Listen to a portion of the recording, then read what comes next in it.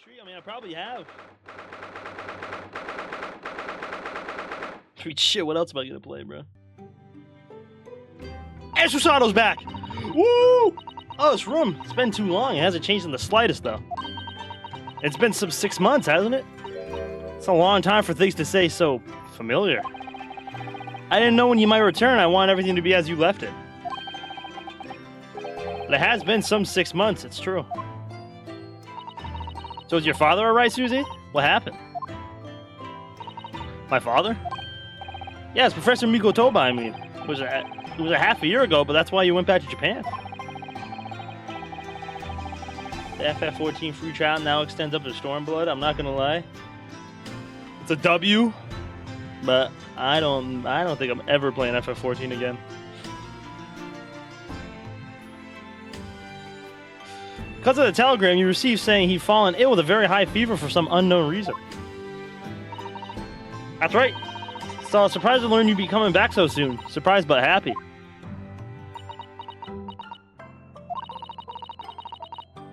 I think I wrote about it in my letter to you, that it was all a trick. My father is fine in health, and I'm obviously very relieved about that.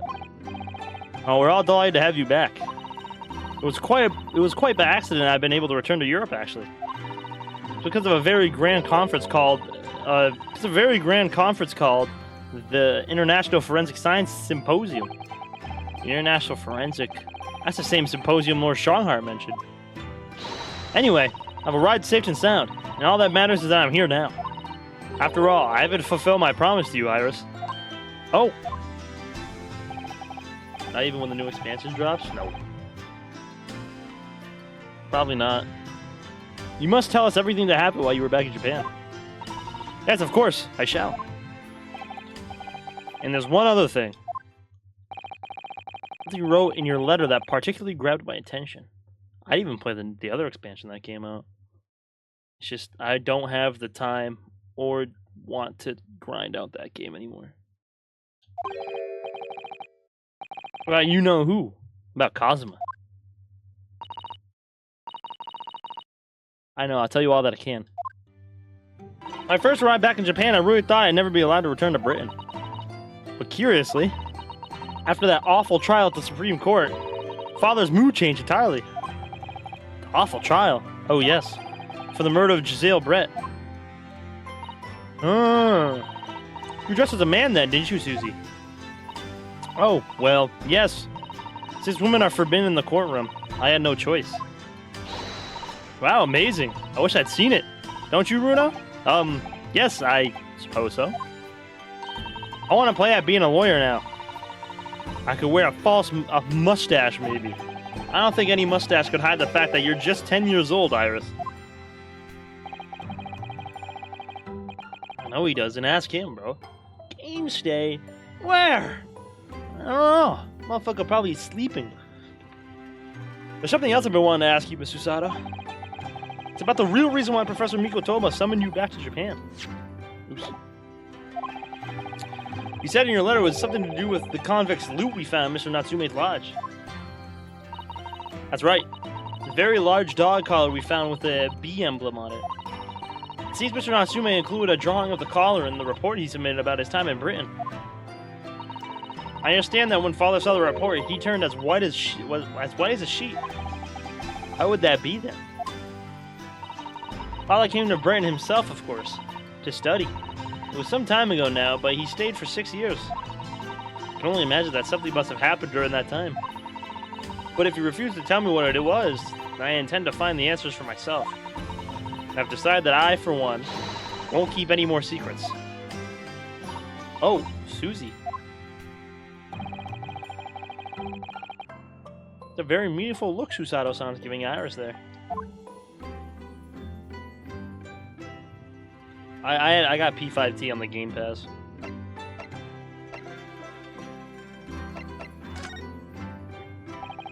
Lord Strongheart mentioned something about that symposium, too. I think he said that investigative authorities from 40 different countries would attend. Yes, and from Japan, my father and Judge Jigoku have been invited. It's something of an honor, I believe. Well, Professor Mikotoba is the leading expert in forensic medicine in our country, after all. But who's the other person you mentioned? A judge, did you say? Yes, His Excellency. Judge Seishiro Jikoku. You've met him, Mr. Naruto. Last year in the Supreme Court. Can't possibly have forgotten. That terrible trial of yours when you were accused of murder. Ah, yes, I try to think of it as a positive turning point in my life these days. Well, it was Judge Jikoku who presided over that trial.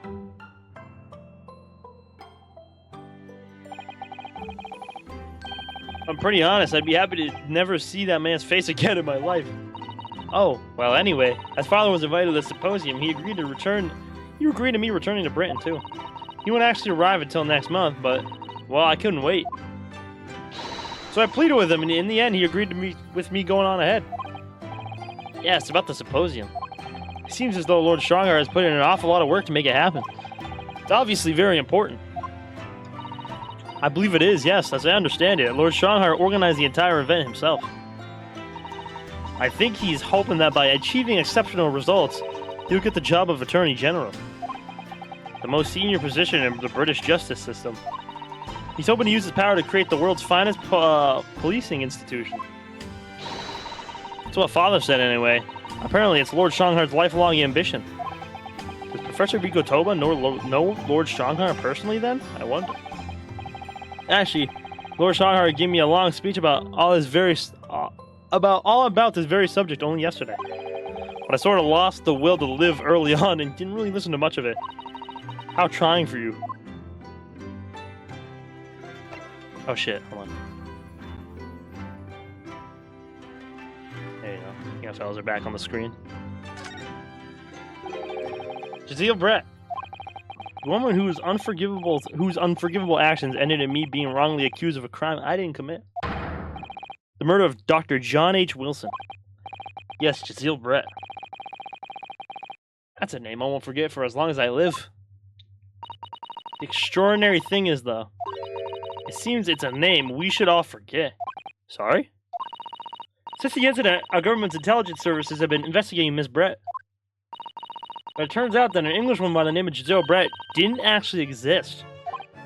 Didn't exist? But how can that be? Fake name, bro? It was a pseudonym. Her real name was Shin.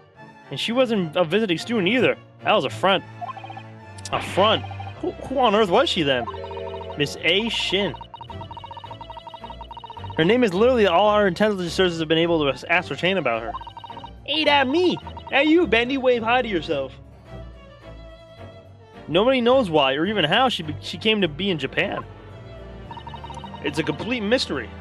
Hi, Bendy. But that makes no sense. It's no easy task to be accepted as a foreign student anywhere. What could the woman have been up to? I'm afraid I really don't know.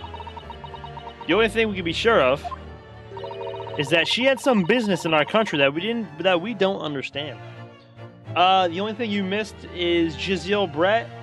Her name was Miss A. Shin, and she wasn't a visiting student. The woman who died in the first trial of this game,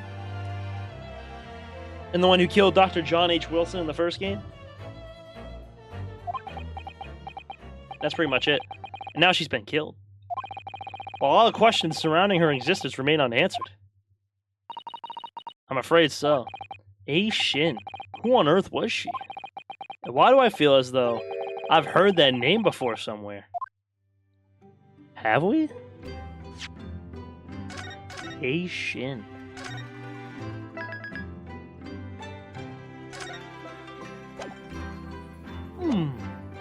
Have you? I don't know. Asian? Asian? I see what they're trying to get at, bro. The Code Wars? Was she part of that? I don't remember the names that were on that code. Or that were on that paper.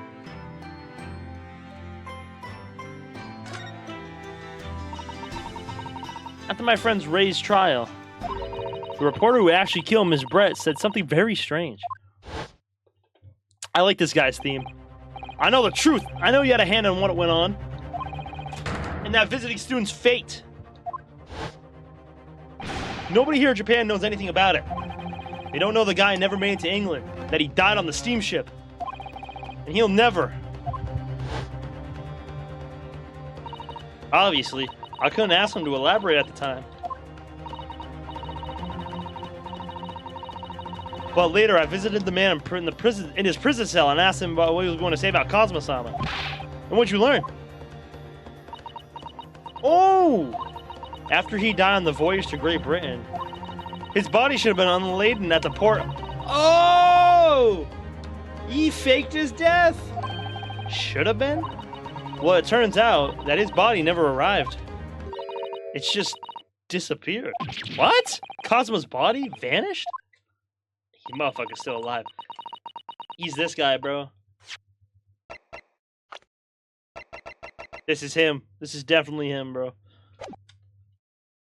Our government tried to cover the fact up, it seems. They erected a grave on the cliffs by our hometown. Except, Kazuma-sama isn't there. Did Professor Bikutalba know about this? Yes, it would seem that he did. But he didn't tell me. They're still investigating what happened to Kazuma-sama's body as we speak. God damn you, Jiro. I just don't believe it. But what is this acute feeling of apprehension I have all of a sudden? Thinking back now, some of the things that happened on the SS Bureau were definitely strange. I mean, after he died, we never saw his body again, did we?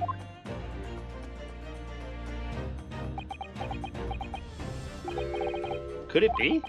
Could it be that he's actually still alive? Stop it, Mr. Naruhodo. It's too much to bear. I'm sorry. I didn't mean to. Just thinking about the possibility pains me. So very much. Cast your mind back for a moment, Mr. Naruhodo. When Kazuma-sama was discovered, Mr. Sholmes was there, wasn't he? And he definitely examined the body. I remember it clearly. Ah, you're right. So if Kazuma hadn't actually been dead at all, it would mean that Mr. Sholmes had lied to us. But there's no reason why he would possibly have done such a thing. I suppose that's true, yes. No, it's not true, bro. He definitely lied, bro. He definitely lied. Illuminati. The idea that he might still be alive somewhere. It wants to fill me with hope, but I can't let it. Because if it turned out not to be true, then I'd be back at the bottom of that awful pit of despair again. I'm terrified of what that might do to me. Oh, Miss Susato. Maybe the girl was in on it. That's what I'm thinking. I know she's given the idea the thought it deserves. It's Susato-san we're talking about after all. So I probably shouldn't push it now. Bro's still alive.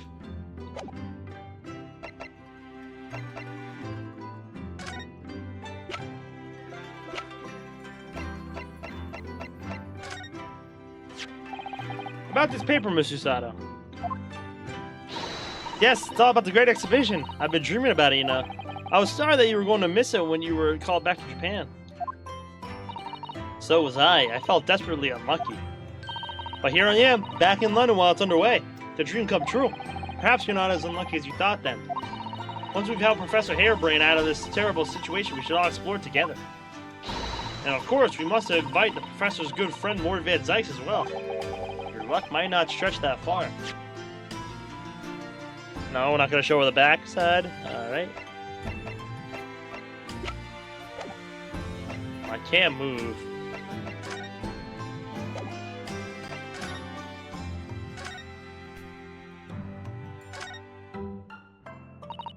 Must be about a year ago now. I wrote a really long story based on some of my father's old notes. It's about one of Hurley's greatest exploits. I called it The Hound of Baskervilles. But then Mr. Sholmes forbade you from publishing it and put the manuscript somewhere nobody could get their hands on it. Nobody knows anything about it apart from Hurley and I. But for some reason, you knew the title of it, didn't you, Susie? Oh yeah, that's right. sounds so exciting. The Hound of the Baskervilles. I should love to read it. You wouldn't tell me how you'd come to know it. Yes, but I made you a promise that I would explain one day, didn't I? I think it's time. Oh? What was the end result of that trial? I forgot. What trial? I'm only sorry I've had to keep it from you for so long, Iris. The Hound of Baskervilles. It was completely by accident I came to know the title of your manuscript, Iris. It was a short while before we left Japan. I was cleaning Father's study and I saw something on his writing desk. A large box of papers. There was a label affixed to the box that was written in English. It read, The Hound of the Baskervilles. Where Cosmo died? Oh, there was no trial for that one. There wasn't like a formal trial. It was more of like a Sholmes deduction was the trial. My Baskerville story? Of course, I had no idea what it was at the time. But Father came in and... Thanks, no problem. It was some girl trying to run away from her homeland. And like the entire ship was passed out because the ship crew put like something in their food to pretty much make them all pass out for the night so they could sneak her on. But Cosmo didn't eat it. And so, yeah, it was just kind of an accident. Sato, what are you doing? Oh, Father. Did you look at those papers? No, I simply read the label, that's all. Well, put it out of your mind. Sorry? Forget that you ever saw it, and certainly don't tell anybody else about this. Do you understand?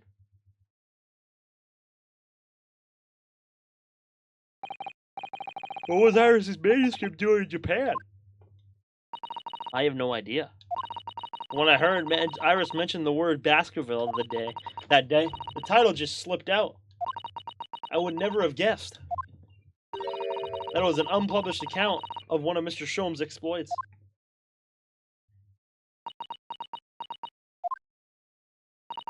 When I returned to Japan, I asked Father to explain, but he refused to answer any of my questions. There was no sign of the big box in his office.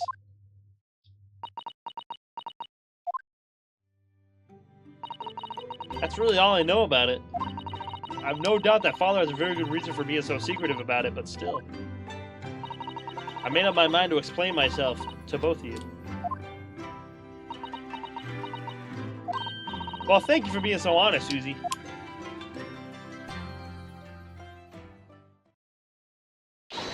So, Mr. Naruhodo, I'm ready to start investigating if you are. I've committed every detail about the case to memory. And Iris has told me about the disturbing happenings at the waxwork museums as well. So, you're fully abreast on the situation already, Mr. Sato? I'd expect nothing less, to be honest. I would think our first port of call should be to investigate this Mr. Drebber. The engineer responsible for building the elaborate machine that was used to effect this extraordinary trick. Yes, a conjurer of sorts by the sound of it, well known in the field of science and magic.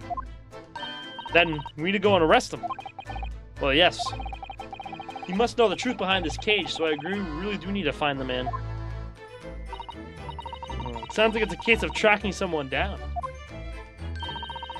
So the father had a box with Iris's manuscript? Yes, a copy of it.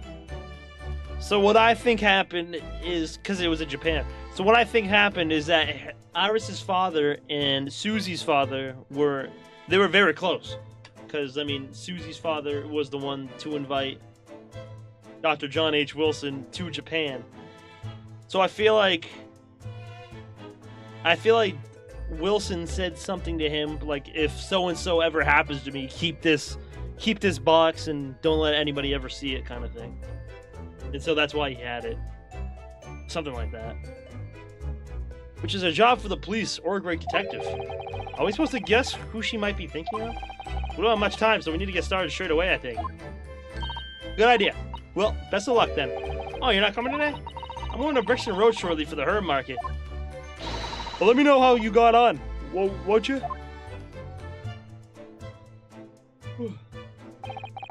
That was a little abrupt. The pull of the herb market must be strong.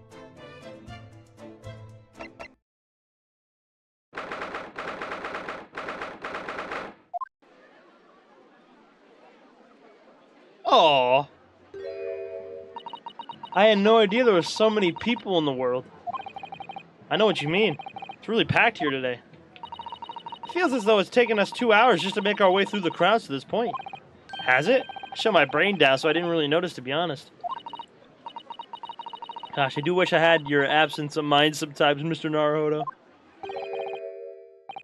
There you are. I had a feeling you lot would show your mugs before long. Gregson! Gumshoe! I see you're hard at work than usual. Warm greetings to you. I do hope you've been keeping well since we last met. What's with all the ceremony? We just saw each other in court this morning. Not you, Sunshine. The gentlewoman so loyally at your side. Oh. Why, thank you, Inspector. How good of you to notice. He might be a bit rough around the edges, but he's still a proper English gentleman at heart, I suppose. As you probably guessed, we were hoping to investigate the scene some more. Right, well, that's the young trainee's domain. Oi! Get over here, Gina!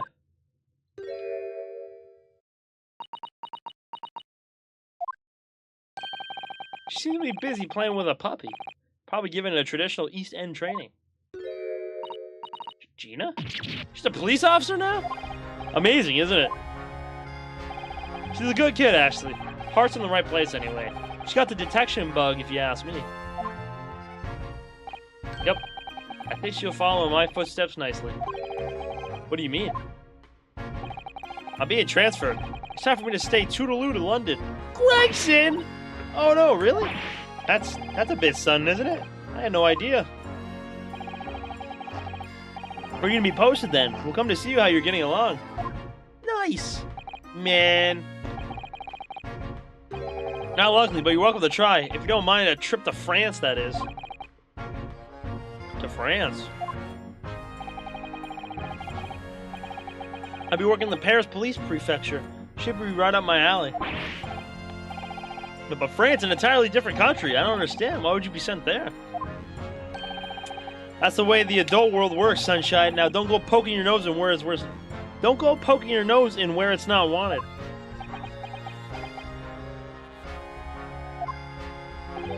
I'm intending to take the kid with me when I go.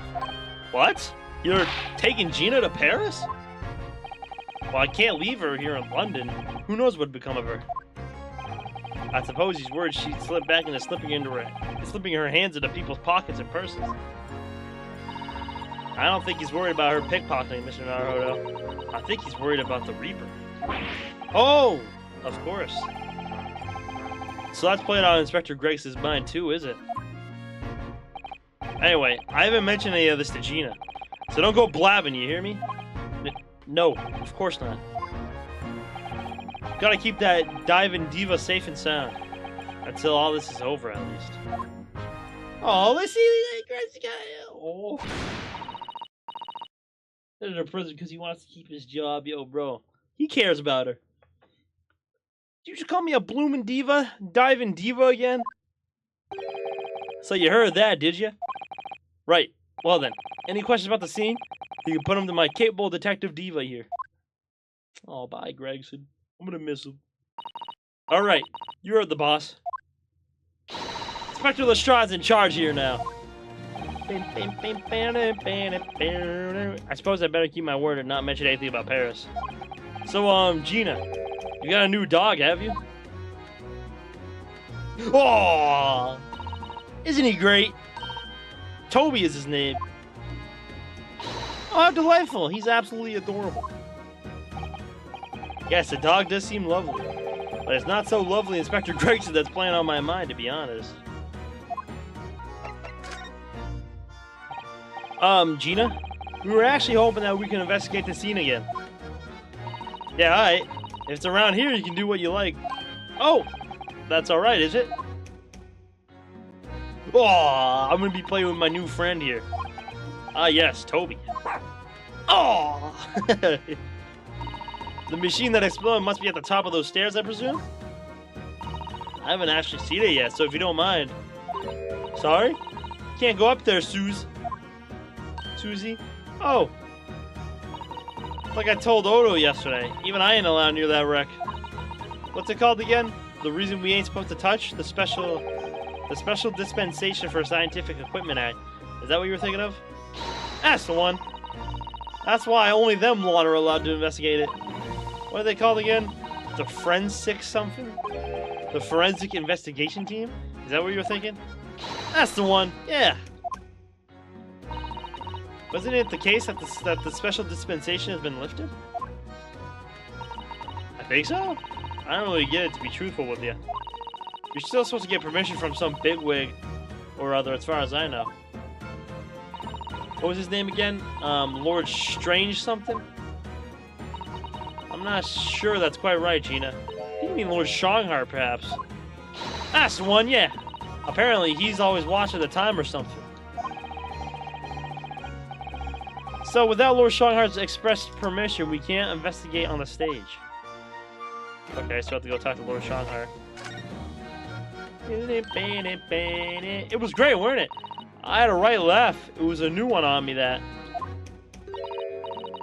Oh, excuse me. You know, being in court and not spending the whole time worrying I'm about to be found out. You did keep an awful lot of secrets in your previous court appearances, didn't you? Yeah. Otto's made things hard for me every single time and all. Just doing my job, Gina. Watching someone else getting in the neck is a lot of fun, actually. It was amazing when you showed that dodgy professor's dodgy experiment was a total fix. The dodgy professor, as you put it, Gina, is Mr. Naruhodo's client. Yes, I'm starting to wish he wasn't, though. The boss I feel sorry for. Sent off to do the impossible. What do you mean? You should arrest that other... Oh, shit. He's supposed to arrest that other cove, ain't he? And in time for tomorrow and all. You know, the dodgy engineer. What's his name again? Mr. Drebber, you mean? Enoch Drebber? That's the one, yeah. So the police are looking for this mysterious man with the black monocle. I guess they would be. He's putting too much on the boss, if you ask me. He says it's giving him a gut ache. Oh, dear. But I wonder if that isn't actually from all the fried food.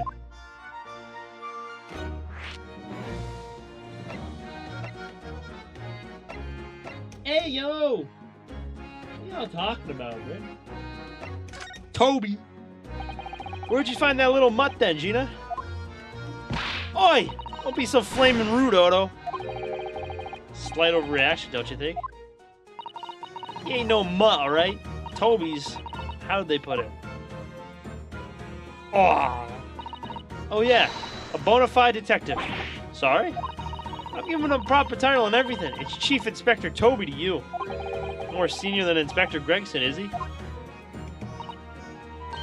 Oh, he's a police dog, is he? The police recruit dogs now? I've heard that they're already being used officially in Germany. As part of their city policing. They're used for chasing criminals and such like. They have a wonderful sense of smell, after all. I have a fairly good sense of smell myself, as it happens. I can tell undergarments that have been freshly laundered from undergarments that haven't. That's nothing compared to this little fellow, Odo. Oh, really?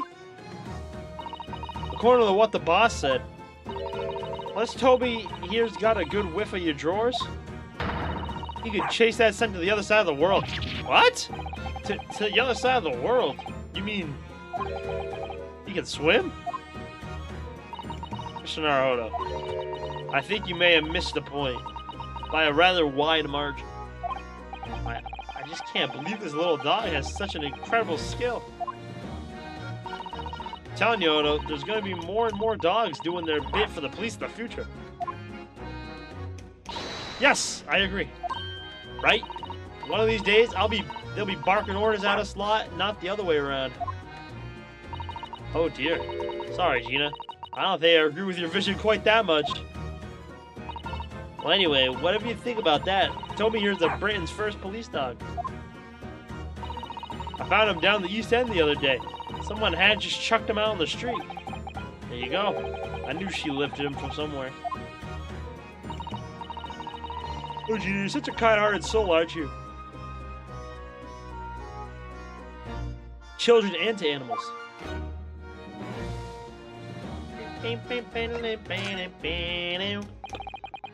So Scotland Yard are trying to track down Mr. Enoch Drebber. I wonder if they had any luck. He's really funny looking. Got two eyes that don't match.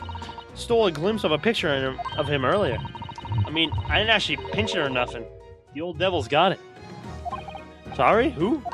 You know, that Scowling Reaper what's always glugging down glasses on that blood-red plonk. Ah, Lord Van Zykes. He's always had it in for me, that cove. Don't know what he's always scowling about, mind. Bobby would have been a pretty good boss as it goes. She'd rather be the Reaper's apprentice than a detective's trainee? The way I see it. If the choice is between a chip-guzzling detective and a chalice-glugging demigod, you're equally badly off with both. I suppose you're right. I admit, though, I hadn't thought of it like that. Glad we put that one to bed. Anyway, the point is, everyone at the yard is dead set on finding the fishy engineer. Well, there don't seem to be no clues to go on, so they're stuck. There's nothing that can lead us to Drebber at all.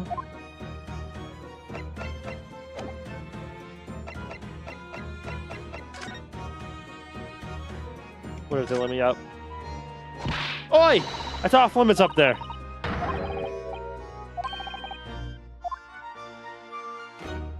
Alright, gotta go talk to Strongheart, bro.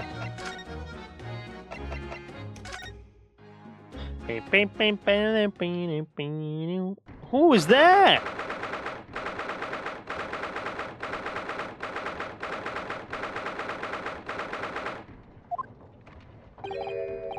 Oh, who's that standing beside Lord Strongheart? I wonder. Never seen her before.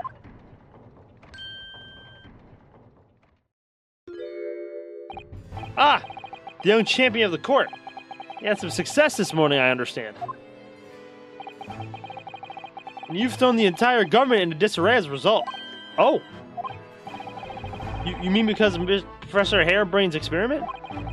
Sham science being demonstrated at London's great exhibition. The country's been made to look foolish, and now politicians are scrambling to respond. Lord Van Zykes is in Whitehall as we speak, giving an emergency briefing. Oh dear, I didn't mean to cause any trouble. No, this is your responsibility. The government is entirely to blame for having been taken in.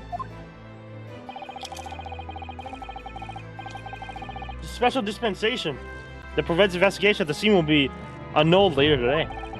Once that happens, my forensic investigation team will move in and deal with that scrap metal in no time. It's scrap metal now, is it? Who are you? Until later then, Lord Strongheart. Yes, thank you. Who are you? Oh, there they go. Who was that? That was Dr. Courtney Scythe, Scotland Yard's esteemed chief coroner. Oh! Wait a second. Yeah, the one who writes the autopsy reports and shit.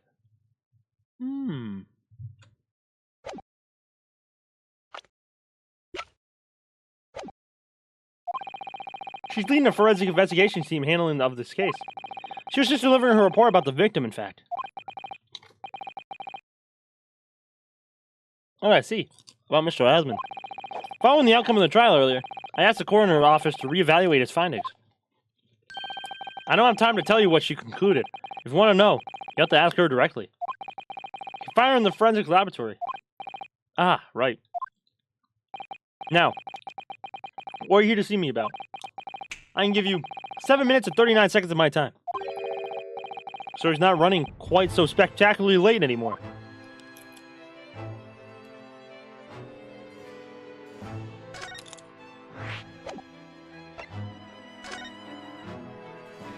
Is she the masked person? Nobody knows. I highly doubt it.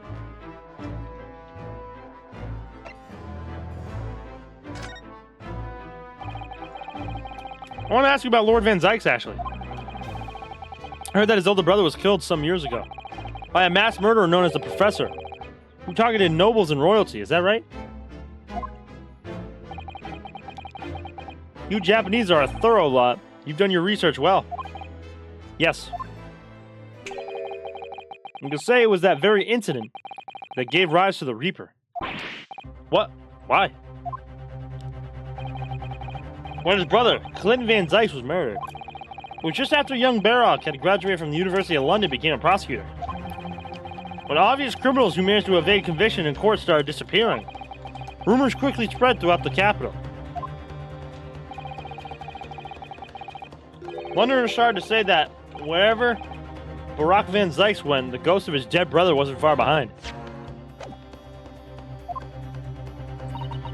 Oh my word. Oh, excuse me, oh my word. So Lord Van Zyke isn't the Reaper. It's the ghost of his brother? Ever since that time, he became a very aloof figure in London's legal circles.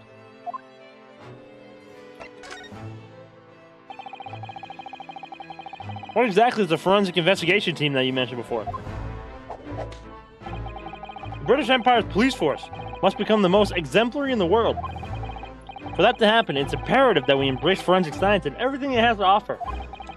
I first created the forensic investigation team a year ago now, unofficially of course, to pave the way. Goodness, a year ago? At next month's symposium, I intend to present the results of their work to the world. Once I do that, the House of Lords will be powerless to oppose the creation of a full-scale forensics division. And once that happens, the position of Attorney General will be mine and criminals will suffer dearly. What do you mean? For too long, those scoundrels have made a mockery of our legal system with false evidence and bribes. But London scum is about to be rounded up and burnt in the fires of hell. I tend to see it personally. By creating the finest police force the world has ever known, protect our honor and our future. Look at those eyes. He means every word. Dr. Scythe is an extremely reliable coroner. When I officially established the forensic division at Scotland Yard, she will run as my right-hand woman. Now then, speaking of the symposium, Miss Miko Toba. Oh, yes, my lord? Your father should be on the high seas as we speak, making his way here to represent the Empire of Japan. Yes, that's right. I understand he will arrive at the beginning of next month. Are you acquainted, Lord Strongheart? With Professor Miko Toba, I mean? It was many years ago now, but yes, I remember Dr. Miko Toba very well. Remember when I said when we meet this guy, he looks like a very killable person? Well, now he looks very culprit person in the near future.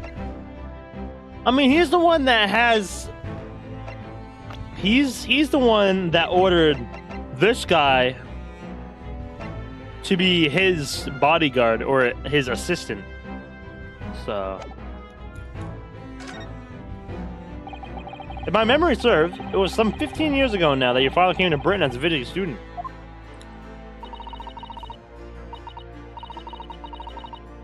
It was the year I was born, so yes, 16 years ago in fact. Miko Toba was a young practitioner of forensic science, and Jikoku accompanied him as a young promising judge.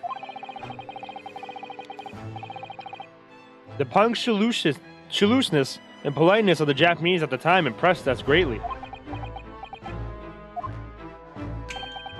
Not that I wish to imply impoliteness or carelessness on your part in any way. I didn't think that you were. Dr. Miko Toba studied forensics at one of London's largest hospitals. Dr. Sinners, if I'm not mistaken. Or St. Sinners. Dr. Scythe was also there then, as it happened. Then, Dr. Scythe knows my father, does she? She was a young medical assistant at the time, so I doubt their paths cross regularly. I have no doubt they know each other superficially. After all, Dr. Miko Toba was here studying his subject for some 6 years in total. 6 years. It's a long time to be studying abroad, isn't it? I lived with my grandmother in those years. So he left his newly born daughter behind and went overseas for 6 whole years? It was a rather turbulent time at home. Oh. Perhaps father wanted a reason to get away. What do you mean? Why? Well, clearly something was going on at the time.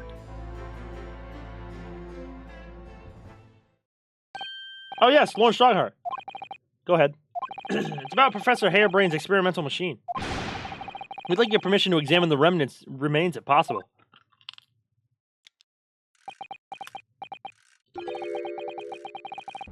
Are you well versed in science then? Not in the slightest, in fact. You can say I was barely aware of the subject at all until recently. Well, a special dispensation legally preventing the investigation of the machine is currently being annulled. Within a few hours, Dr. Scythe's team of forensic experts will begin their own investigation. But I suppose until then, there's no harm in you looking at the wreckage, as long as you touch nothing. Thank you. Being able to look at it is better than nothing. I'll be able to see it too. Your time is up. You have to excuse me now, I'm afraid. My next engagement calls.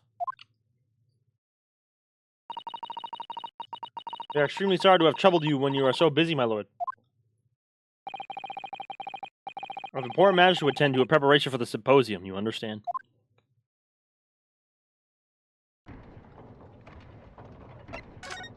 Gotta go, gotta go, gotta go. We gotta go to the forensic lab. We'll go talk to this Dr. Scythe. Oh, this ain't... Oh, wow. This is a forensic lab? Looks like more like a torture chamber, bro. I believe this is it. Dr. Scythe's laboratory. That chemical smell really assaults the nose. And there's plenty to assault the eyes in here, too. Excuse me. Looks as though the doctor isn't here. But we're here now, so we may as well do some sightseeing, don't you think? What a seasoned tourist you've become, Mr. Sada. Could just have a little look around, being careful not to upset any restless souls. I don't like there's no noise. How the fuck do you think they do autopsies? I'm just saying, bro. Like, I get the autopsies, but like, what's this? Do they need to keep a skull in here, bro? Look at this big, thick book here. Appears to be an accounting ledger. It's a record of the forensics investigation team's spending, I think. Oh? What is it? It's clear that the team purchases various equipment and supplies on a monthly basis, but... Well, one entry seems rather strange. Really? In what way? They're buying 500 scalpels every month. 500? They must be working really hard on dissecting corpses. I don't know. Judicial autopsies are only carried out in certain special circumstances. And scalpel blades can be sharpened, too. It does seem a bit strange, you're right. 500 scalpels a month? What could they possibly be using all of them for?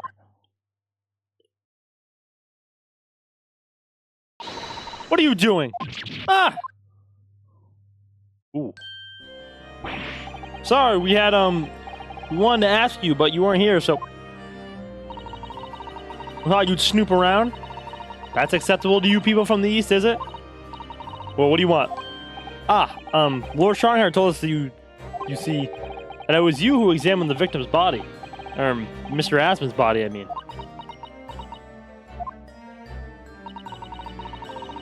So we came to ask you about your findings. On Lord Strongheart's advice. Very well. If the Lord Chief Justice has given his consent, I'll tell you what our investigation revealed. But when we're done, you must leave immediately. So you want to know what the forensic investigation team determined from its examination of the scene?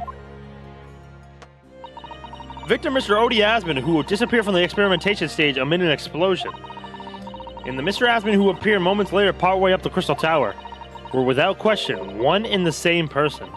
This is the team's conclusion. But, well, that can't be right. If it was an elaborate trick, we can only speculate about how it was carried out. Let's see. If two people who looked very similar to each other were involved, they couldn't have made it appear as if one single person had switched places, couldn't they? Very true. But sadly, in this instance, that was not the case. The man who disappeared, the man who disappeared and the man who subsequently reappeared was the same person. The fingerprints in the scene make that quite evident. Excuse me. fingerprints. Not yet officially recognized as forensic evidence in the British justice system. But one day, they will be used as an investigative aid as a matter, of course. Oh my. That would mean that the instantaneous kinesis actually took place. So where does that leave us? My team was tasked with the investigating, not drawing conclusions.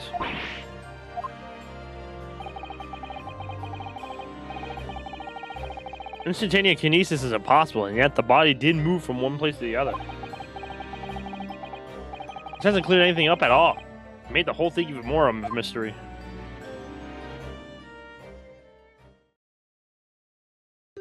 What the hell? Can't really look behind it, I guess. It's a full skeleton, more for other bones reference, I guess. Where did she spring from?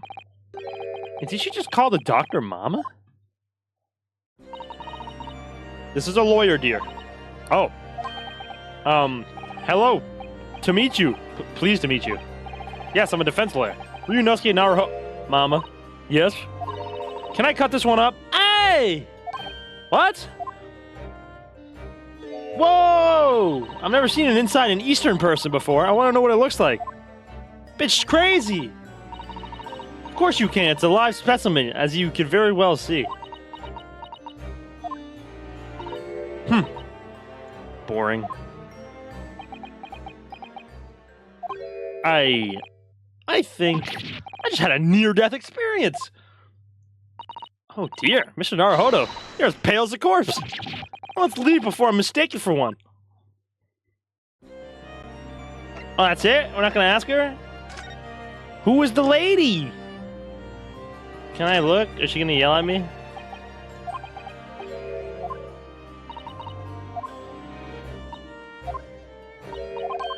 Okay.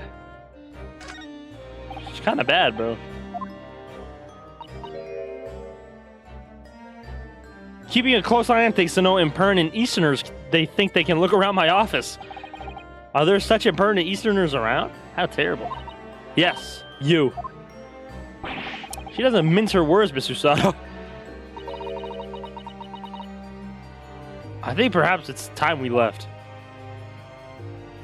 Man, I hate you. Not really.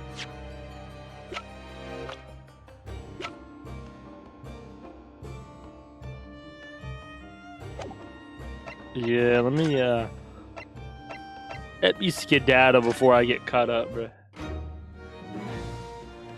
Bam, bam, bam, bam, bam, bam.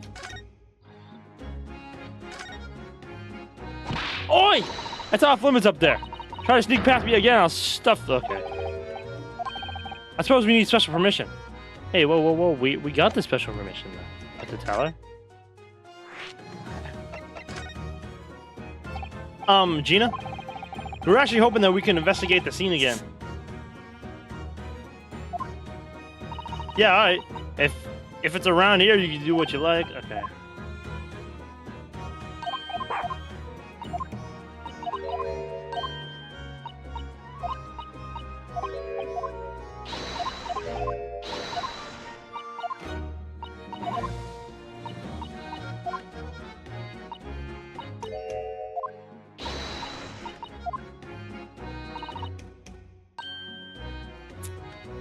Actually, we've just been recently to see Lord Shanghai. Eh? You what? You met him? Last time the boss was called to go see him. He waited for 3 hours at the Cove's office and came back sniveling. Tragic. Well, Lord Shanghai has given us permission to examine the scene as long as we touch nothing. Oh yeah? Honestly. Alright then, go ahead. But if it turns out you're lying, it'll be the boss who gets it. He'll never eat another chip again in his life. So, you're still saying all this above board, are you? I'm sure everything will be fine. That really would be tragic. Alright then. Them's the stairs. Off you go. Oh, thank you, Gina.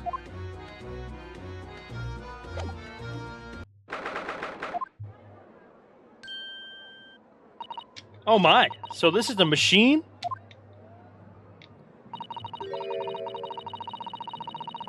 I was used to deceive people into thinking instantaneous kinesis had taken place? Yes, that's right.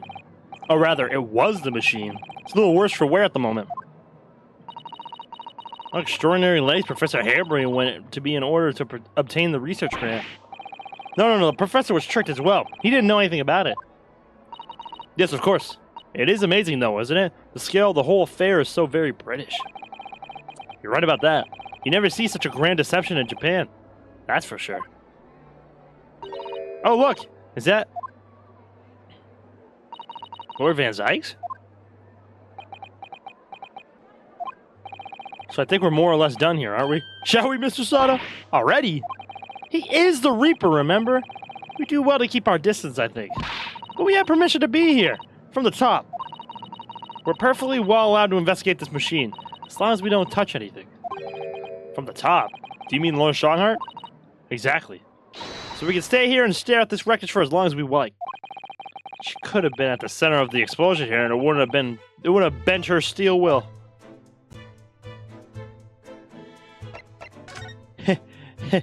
Hey, buddy. Hey, chum. Gumshoe! Ugh. Least approachable man in the world winner. 10 years in a row. Be strong, Mr. Naruhodo. Your country and your assistants stand firm behind you. Lord Van Zykes?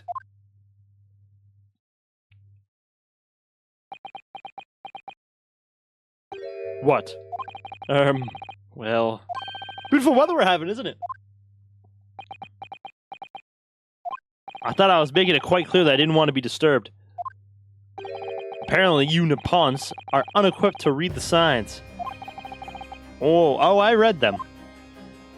So, what are you doing here? Entry to this area is prohibited. Ah, well, thing is, Lord Chief Justice Strongheart granted us permission to investigate, on the condition that we didn't disturb anything. You managed to disturb me. Ah! Never mind. State your business then. Come to think of it, there are quite a few things I'd like to ask Lord Van Zykes about. Not least of which is that awful case, even though it's nothing to do with this. Ask away, Mr. Naruhodo. You won't know unless you try.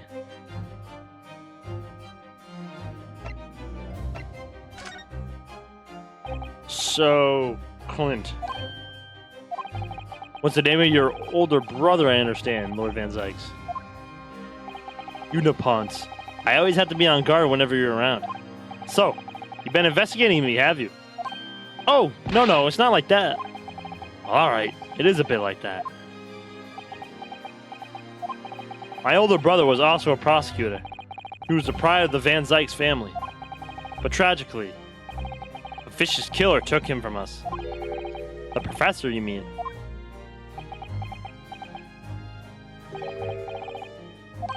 Is something funny? That's the extent of what you've discovered, is it? I shouldn't be surprised. Sorry?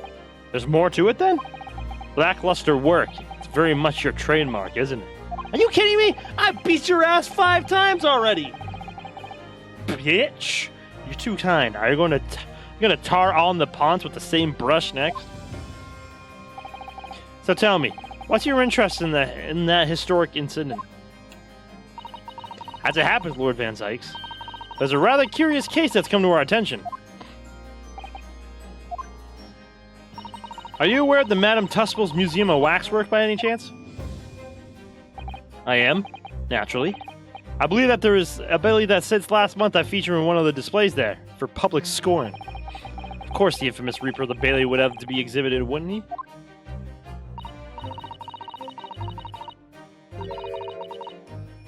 Well, particular waxwork has been stolen from the place and held for ransom.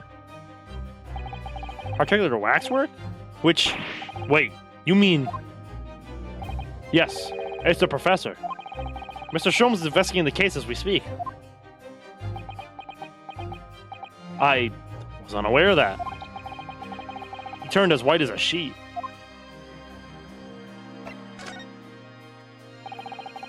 Are the police trying to locate the engineered Mr. Drebber already? Surely that goes without saying. We're very keen to see him found as well. The trouble is, we don't have much to go on aside from the description of the man we heard in court earlier. Which, according to Professor Hairbrain, was of a tall, thin gentleman who has straight white hair and wears a black monocle. So, I was just wondering. I mean, I realize it's probably not possible, but we very much appreciate any clues you can give us. Wow, Susato-san really knows how to take the bull by the horns. Fine, why not? I have a photograph of the man here from an investigation 10 years ago. Though it appears he already had that black monocle at the time.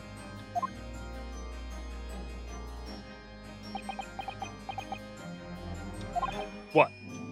Oh, no, nothing. I was just surprised that you shared that with us.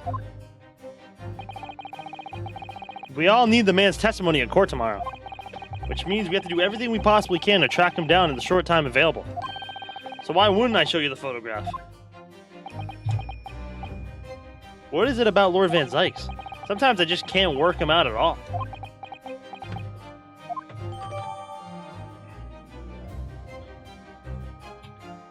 It's hard to make out, but he appears to be wearing a monocle with a black glass.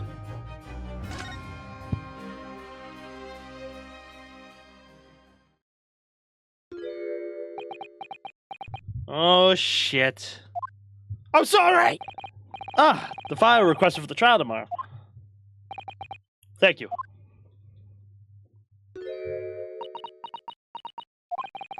Are you alright? Who is this man, Mr. Naruhodo? Lord Van Zykes' apprentice, apparently. So I'm not the only one. Susato-san can see it, too. It's definitely fucking Kazuma, bro. Lord Van Zykes, may we speak with your apprentice for a moment? With him? Why?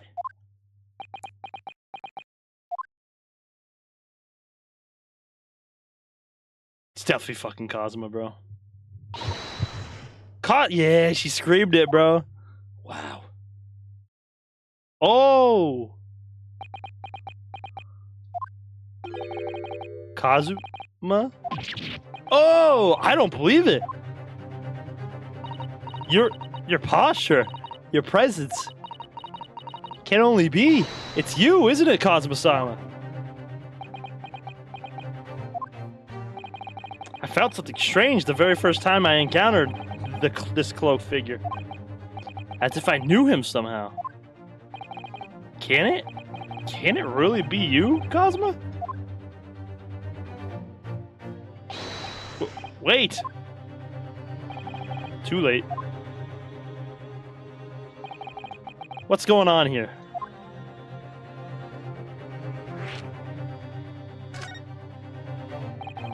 What is your interest in my apprentice exactly? You act as if you know the man or something. Well, since when has he been in your care? I don't recall you having an apprentice before I left Britain 6 months ago. Lord Stronghart introduced him to me about 3 months ago now, with instructions to mentor him as a prosecutor. But he didn't tell you why, did he? The man appears to be suffering from amnesia. He's forgotten every last detail about himself. He has amnesia? Tomorrow he will appear in court at my side. What? He's to serve as my judicial assistant on Lord Strongheart's orders. He'll be in court with us? Now then, unless I'm much mistaken, I believe this conversation has run its course. Oh, yes, thank you.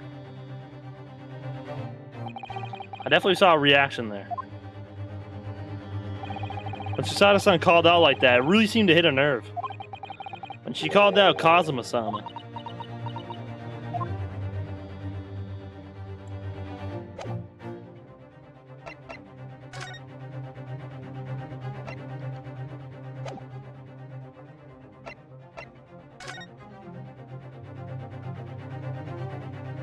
Anything else we need here? I don't know.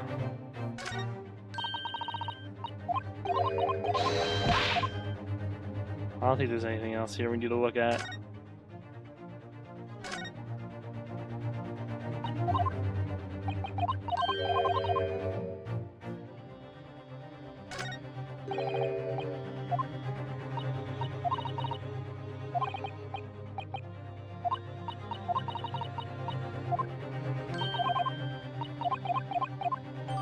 Oh shit. Okay. Birdcage that was used for Professor Harebrain's experiment. The cage with the victim inside crashed down into the Crystal Tower. So they said that wasn't there yesterday. Interesting.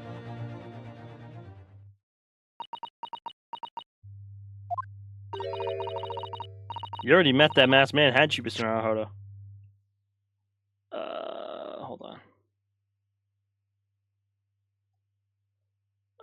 Birdcage. I don't think there's any doubt this was a very elaborate hoax, is there?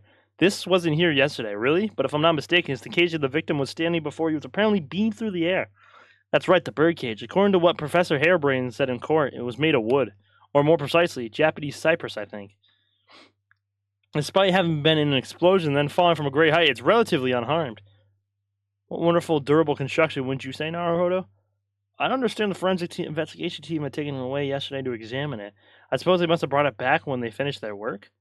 But sadly, not with the body inside of it. No, that's right. I know we were given instructions not to touch anything, but still. This is too important a piece of evidence to overlook. We might need it for the trial. Okay.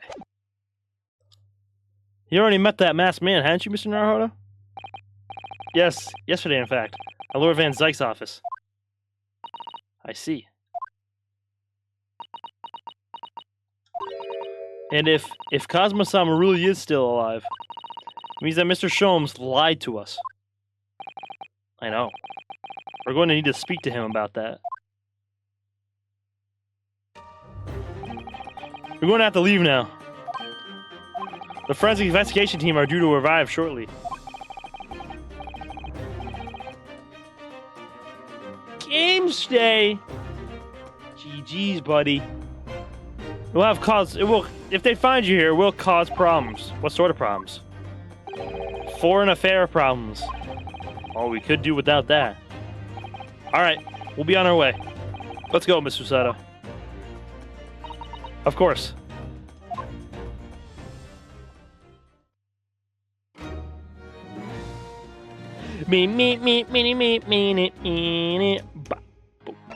Alright, let's see anything else at Madame Tussible's.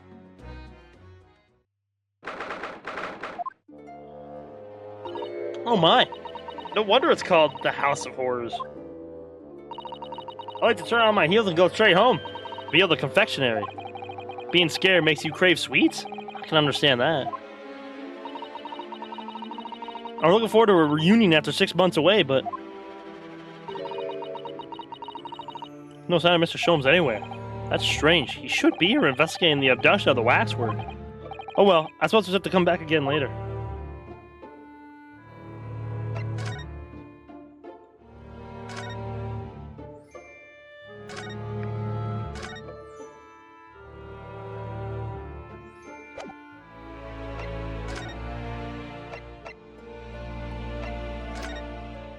Oh god, it's Goo! It's Razzie! Hey, man!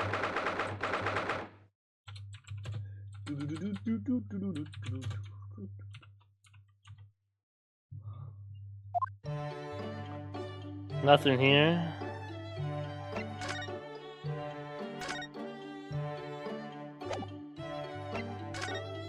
Hey, man. How's it going, man?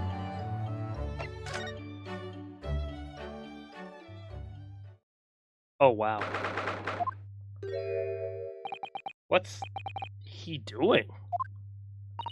He's... Oh, my! The whole walls of the cell is covered in mathematical equations. He's still writing more now. Professor, sorry to interrupt. Oh, Mr. Naruhodo. Who is this young lady? My name is Susato Mikotoba. I'm Mr. Naruhodo's judicial assistant. It's a pleasure to meet you, Professor. Oh, if only! If only I met a refined young woman like you sooner. None of this would have happened. No, that's not logical. That makes no sense at all. Oh dear, I'm sorry my presence here upsets you.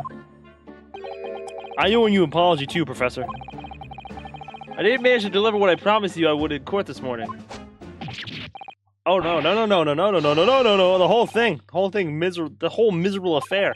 It all happened because I've been such a complete and utter clot. Professor Hairbrain? What you been working on yourself? Oh, you mean that? Oh dear, how embarrassing. I was suddenly struck by an idea, you see, and I simply had to write it down. The wall was all I had to hand. Oh, is it some new hypothesis? Something to surpass super high voltage instantaneous kinesis, maybe? Ah, no. Actually, this is my autobiography. Your autobiography? How I was diddled and fiddled by Albert Hairbrain. I found I can represent my odd fortunes with only odd numbers in an ambitious set of simultaneous equations. Really? I'm going to have to pay back all the loans I took for the kinesis machine, you see. So it's going to be a new serial publication from next month, Part 1, an odd birth and an odd upbringing. Can't beat the man's optimism, that's for sure. I see. Well, for now, would you mind if we talked about a little more about the case? Oh, yes, of course. I've been working through the numbers. I was diddled. I was fiddled by the pair of them. By Asmund. And that aloof engineer, Drebber. We're not going to have to sit through an explanation of all these equations, are we? Diddles? Get him away from her. Yeah, chilling and eating. How are you? I'm doing good, man. I can't complain, bro. Wednesday. W Wednesday, bro.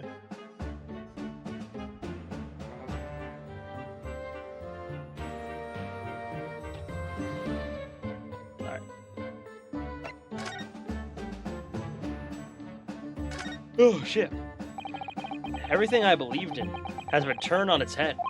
My research, Mr. Asmund, the kinesis machine, my hypothesis even. I'm sorry it's come to this. There really was no other way.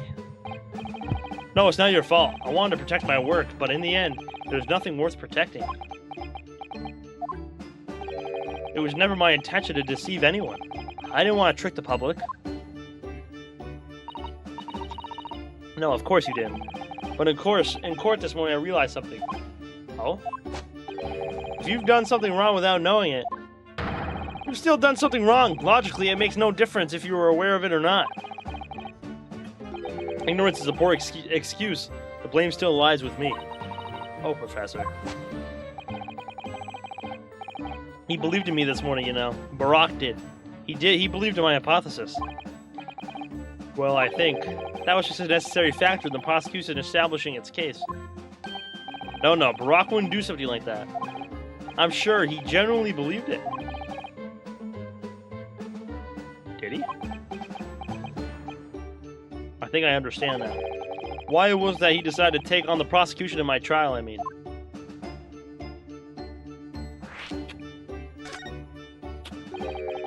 After the terrible accident happened, nobody would believe in my hypothesis anymore.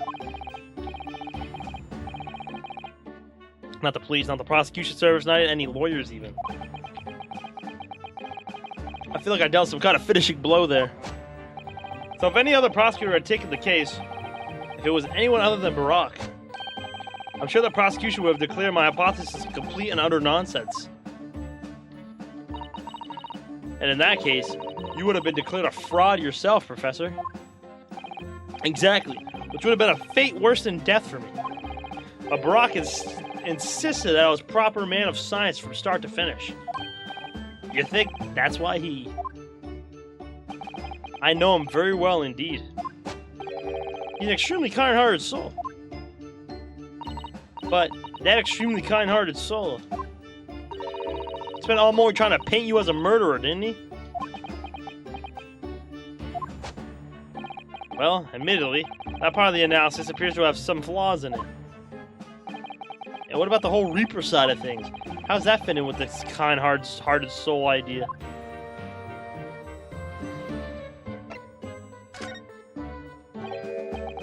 Do you think he set out to trick me from the very start?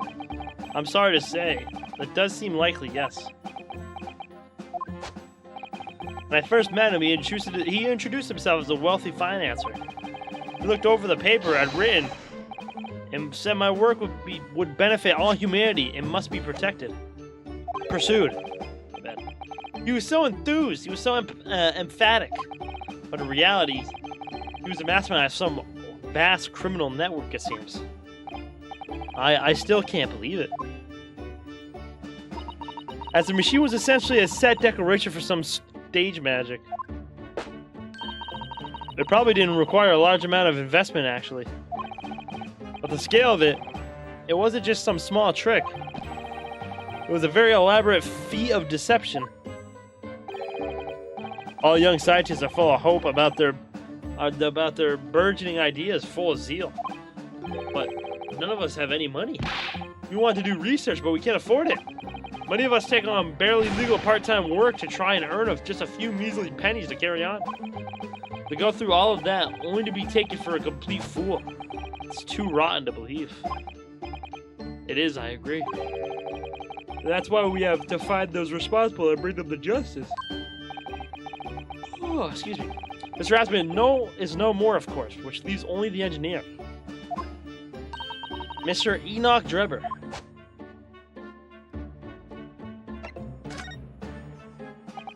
Is he an engineer or a magician? Or a swindler? It was about a year ago when Mr. Aspen first brought Drebber to meet me at my laboratory.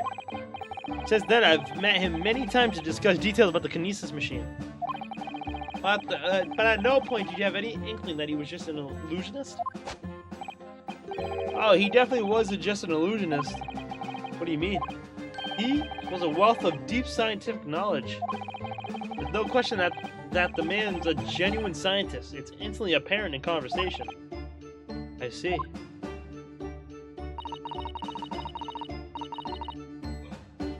But the wretched man deceived you, Professor. It's unforgivable. We must do everything we can to find him and bring him to justice. Are there no more clues you can give us to his whereabouts? Oh, sorry, we only ever discussed the Kinesis machine. Nothing else. Although, just once. I did visit his workshop. Drebber's enormous fabrication laboratory, where he constructed my great machine.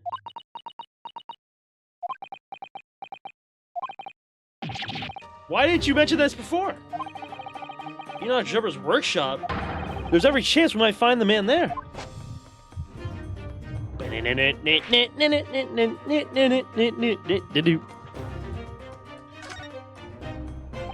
So you've been to Drebber's place of work then? Yes, just once, you understand. It was an enormous place. Plenty of room to construct the Kinesis machine, you see. Where can we find it? We have to go there at once. There's a good chance that we'll find Drebber there. Well, yes, definitely. I'm sure. As in, I'm sure you're not going to want to hear this. But I have absolutely no idea where the workshop is at all. I'm so sorry. I was more than half expecting that. You see, I was blindfolded in the carriage the entire way there. He blindfolded you? He wasn't taking any chances then. The place was incredible. Pinnacle of modern engineering. Even the oil he used was the very best. A special French machine oil that's impossible to obtain in Britain. The indescribable scent of that imported oil. Perfumers across the world should forget their secret formula and use that instead. What do you think, Mr. Sato? You need a machine for your next birthday? I've never used any kind of perfume, Mr. Naruhodo. I'm not sure I'd like to start with that. I don't suppose you know even part of the workshop's address, Professor. You don't have a business card for Mr. Drebber, for example. I mean, I was clearly very cautious, Mr. Sato. I'm sure you would never have... Ah, yes I do! He gave me his business card once! It's right here. Look. What? Let me see that. Throw etiquette to the wind, why don't you?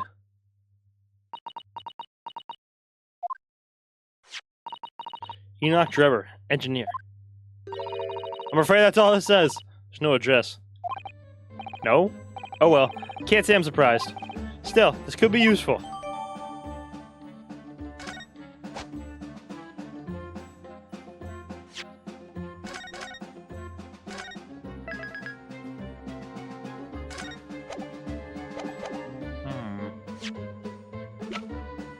Herm.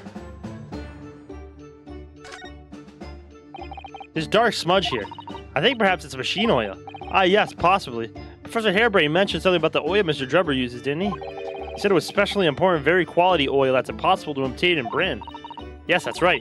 But more importantly, it's more fragrant than the finest perfume, so excuse me a moment. Oh, it doesn't appear to have any scent at all. Don't worry. I expect that's just because there's such a tiny amount on here.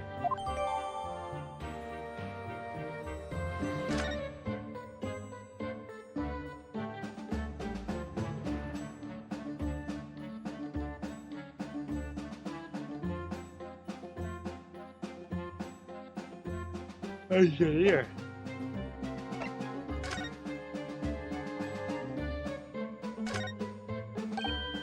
Look here, Mr. Stunner. Oh yes, the wood's cracked and broken a little. I suppose it's because it fell from such a height.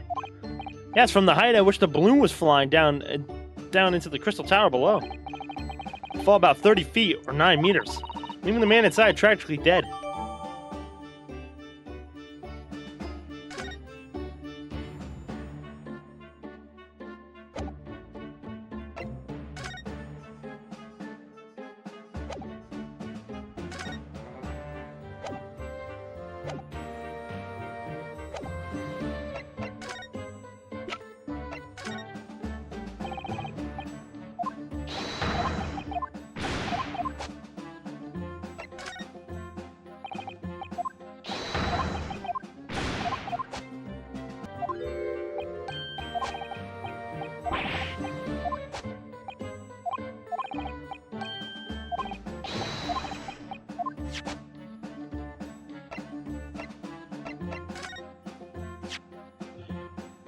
Ugh, how could this have happened? You must feel awful as well as man losing his life. The crystal tower was greatly damaged too. I know what happened. It must have been that. The day before the demonstration, I had my usual meal of frankfurters at the hotel restaurant. Okay. Nothing here. You. About this, Gina. Yeah, I'm still learning me letters at the moment. I only know A to E, so if it ain't too much bleeding trouble. Actually, Gina, it's the back of the card that's important. Oh! How come? There's just a dirty old smudge on the back, that's all. It turns out that this is very high quality French machine oil. It has a very particular scent, apparently. You don't say! Let's have a whiff then. You sure? I don't smell nothing. No, we didn't mean that. You should smell it. Oh, right. You mean Toby? Oh, I didn't even think about that. Smell it, Toby. Oh, smell it. His sense of smell is so good he can track people over the oceans, can he? Wow, I didn't even think about that, bro. I honestly didn't think about that. Professor Harebrained informs us that the oil is unique to Mr. Drebber's workshop. Get it, Toby! Get it! Oh! I think he picked up a scent. So you mean if he follows the scent to of this oil, Toby could lead us to the Dodgy Cove's workshop? Oh! I'm gonna get fucking hiccups. What's up, Magic? That's right. That's exactly what we were hoping. All right, then. We'll give it a go. I'll just borrow that. What? Wait, when did you... Once a pickpocket? If I can lead everyone to that Drebber's workshop, I'll be the boss's boss before next week. Oh, yes, Gina. I'm sure you'll be promoted. Poor Gregson. Let's go. Right then, Odo. Leave it to me. Sorry? We're gonna get after that dodgy Engineer Cove right this minute. Oh, hang on. Someone's supposed to be on guard duty here all the time. I'm afraid we can't help. We need to get out with our investigation as well, Gina. Oh, right. Oh, well, never mind. Ain't gonna be me what gets it in the neck. It'll be the boss. Poor Gregson again. Ready, Toby? Got that old scent, have you? Come on then, boy. See you later. Oh, Toby's so cute, man. I do hope that some of that oil leads them to that swindler's workshop. Yes, I hope so too. Ideally before the dog swims across the channel to France.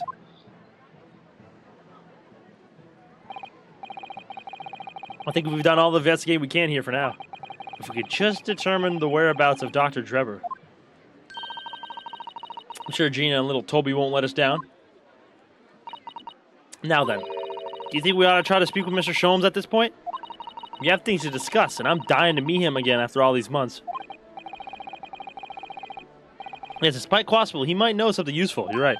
We ought to find him at Madame Tussville's. He's supposed to be working there as a temporary waxwork exhibit. Yes, Irish told me all about his latest unusual venture.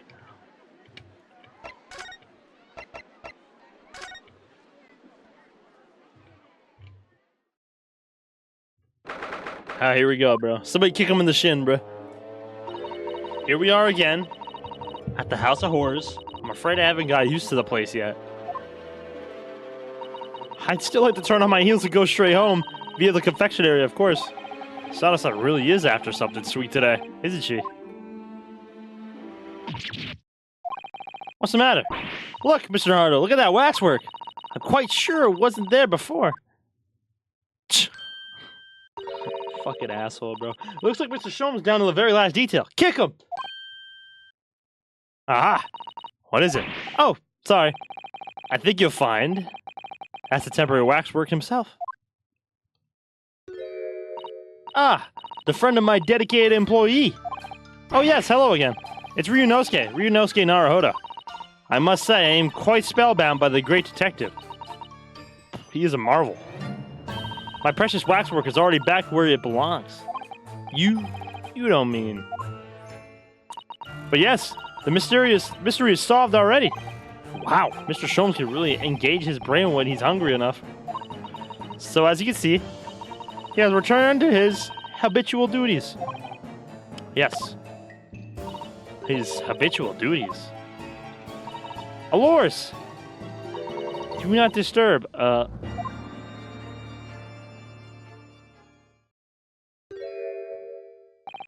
Poor Susato-san. She looks very perplexed.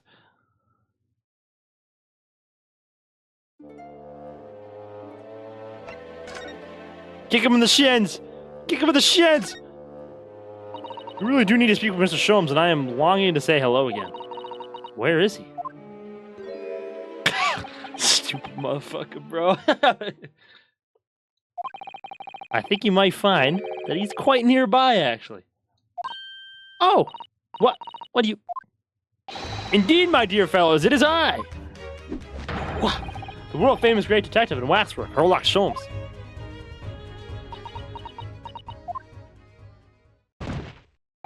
Susato-san! Oh, she passed out.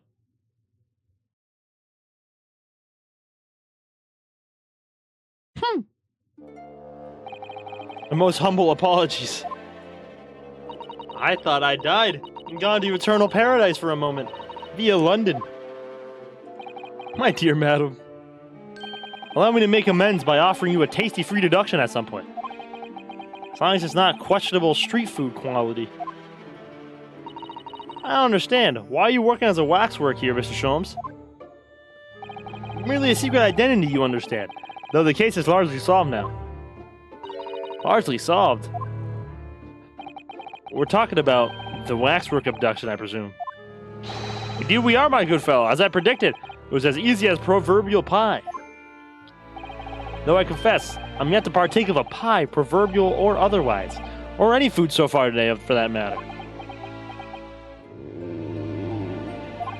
That stomach rumble echoed around the whole museum. How'd you manage to solve it so quickly? Ah, well, do you remember I said it was largely solved? Anyway, I simply negotiated with the culprit. Are you familiar with the so-called telephone? Oh yes, it's the most modern invention allowing you to hold a conversation with people far away. In Japan, only the imperial capital and a handful of other cities are connected as yet. This morning, a telephone call was received here from the perpetrator of the abduction. As such, I was able to negotiate terms. In the end, the waxwork was returned. That's amazing. Just between you and I, it would appear the culprit had always intended to return the stolen waxwork in any event. Oh, but I thought whoever was responsible had a demand and a ransom, no? Well, I think perhaps the ransom demand was necessary to avoid unwanted suspicion regarding the true motive. But does that not mean your negotiating was entirely unnecessary? A fact that I must ask you to keep from Madame Tustable's at all costs. A hungry young Iris awaits my return to Baker Street, after all. Poor Iris. Now then, do I sense that you have some business with this great waxwork? Yeah, we got some questions for you, bitch. We're in the process of trying to track somebody down. Oh? Yes, a man by the name of Enoch Drebber. He's a swindler who duped Professor Harebrain and the engineer who built the kinesis machine. A swindler and an engineer? Quite the modern man. He also seems to be a conjurer of sorts, too, with considerable knowledge of stage magic. We really need to locate him before the trial resumes tomorrow morning. We have so few clues to go on, that's the trouble. Do you have any good ideas? I have no data yet. It is a capital mistake to have good ideas before one has data. If I knew something of the man's appearance, at least, I may be in a better position to help. Fortunately for you, however, presently I have little to occupy myself and little to fill my stomach. As soon as you find any clue, no matter how small, I shall gladly give you my thoughts on it. Alright, buddy. Mr. Sholmes, did you lie to us? My dear Mr. Naruhodo, stay that piercing stare. What is this about? Last winter, when we were first on our way to Britain, on board the steamship.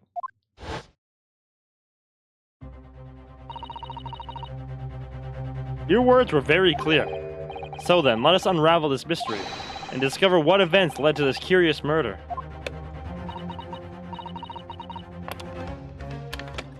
You told us that it was a murder. And you examined Kazuma-sama's body. Indeed, and wherein lies the problem. We met him earlier today, the victim, Kazuma Osogi. You're quite sure? He was wearing some sort of mask. It was apparently suffering from amnesia. But yes, I'm quite sure it was Kazuma-sama. You must have known at the time, Mr. Sholmes, that he wasn't actually dead. Well, I can only assume I was swept under in the murderous atmosphere of the moment. But the fellow wasn't dead at all? Priceless. I don't suppose that performance would pass muster, would it, Mr. Naruhodo? I could believe that the crewman present at the time made a mistake. But not you, Mr. Sholmes. I will now tell you something of the first importance, my dear fellow. Great detectives are wont to lie. It will serve you well to remember that. Please, Mr. Sholmes. Tomorrow in court, you will find yourself on the threshold of a very great mystery. For now, I'm afraid that is all I can say. Fucking asshole. He said curious murder. Maybe he meant murder in a different way. Not like an actual murder, but like a murder in a different way. Mr. Sholmes, would you cast your eyes over this photographic print? It's of Mr. Enoch Drebber, the face of the engineer we seek. Well, all Englishmen look broadly the same, of course. So look at the photograph won't be particularly instructive. Uh-oh. Are you alright, Mr. Sholmes? Ah, yes, forgive me. Very interesting, this. Very interesting indeed. What's wrong, Mr. Sholmes? You've turned quite pale all of a sudden. What is happening with this guy, bro? Sholmes got very mysterious, bro. I have a suggestion, Mr. Naruhodo. Will you indulge me? Oh, well, what is it?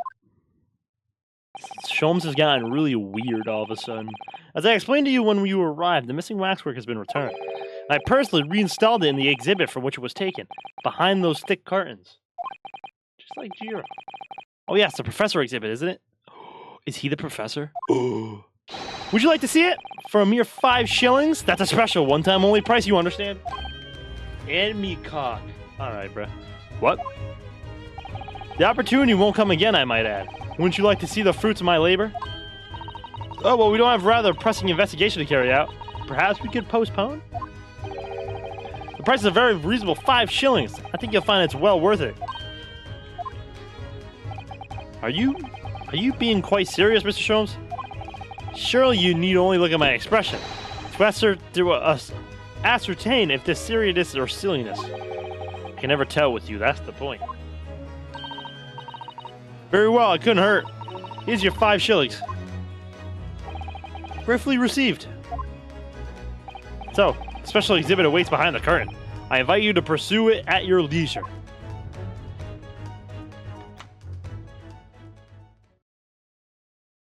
Well, the money's been spent, so let's go and see the special exhibit.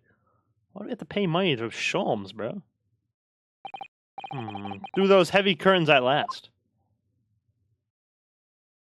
Is Enoch Drebber? Is he gonna be the? He's gotta be the professor.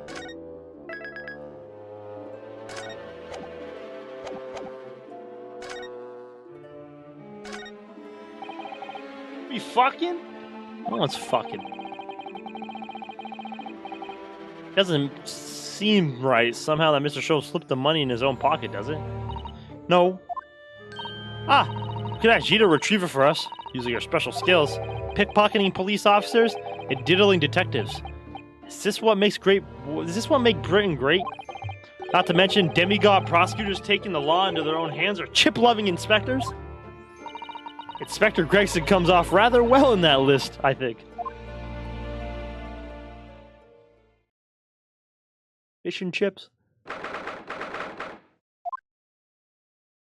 Oh! Head's gone.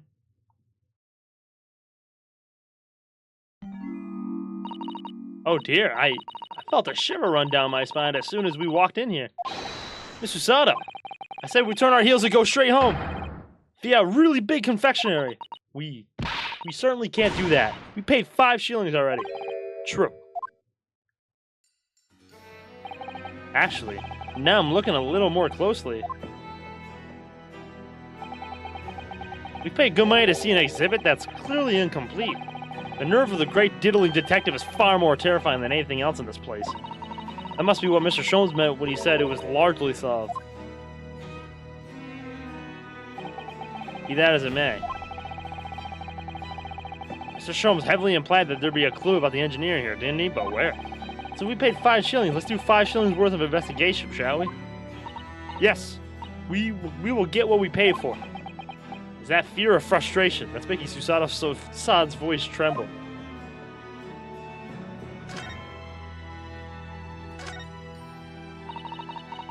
This must be the killer, the fiend known as the Professor. Yes, I think so. According to what Madame Tuspel said, he killed 5 victims, all of noble or royal blood. The waxwork is so lifelike, isn't it? Like all the models in this place. I know, it looks like it could start moving at any moment, doesn't it? If only it had a head, that is. Perhaps we should examine a little more detail.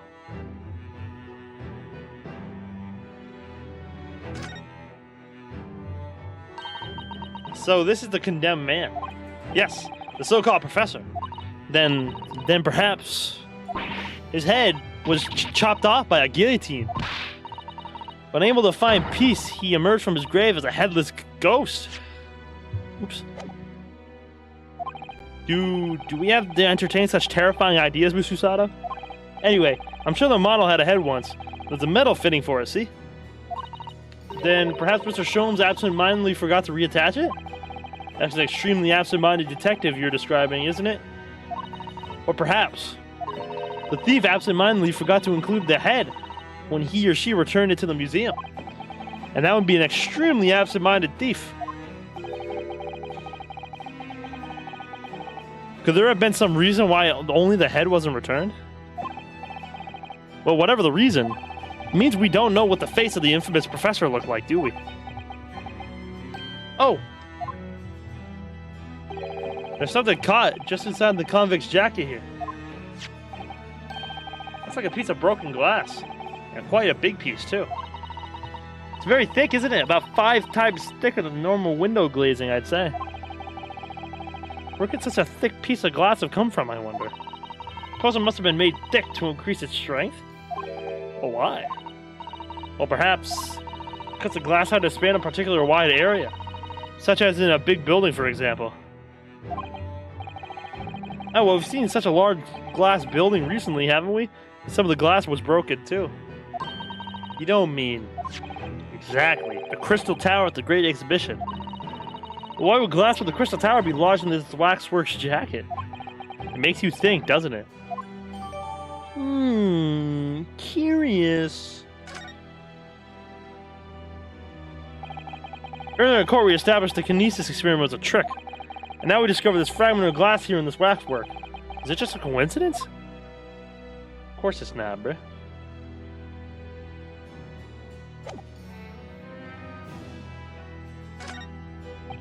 The math are in Brand-New Japan, graveyards are scary.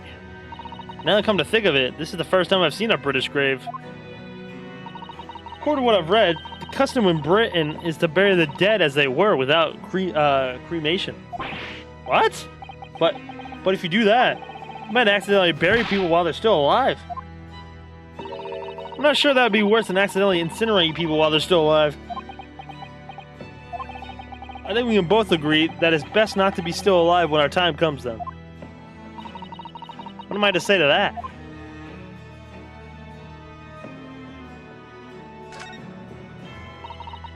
Probably the exhibit is just as disturbing as the rest. It looks so real. It seems to be a young man in a white overcoat. And he has a large shovel in his hand too. Look. Perhaps we should investigate it in a little more detail.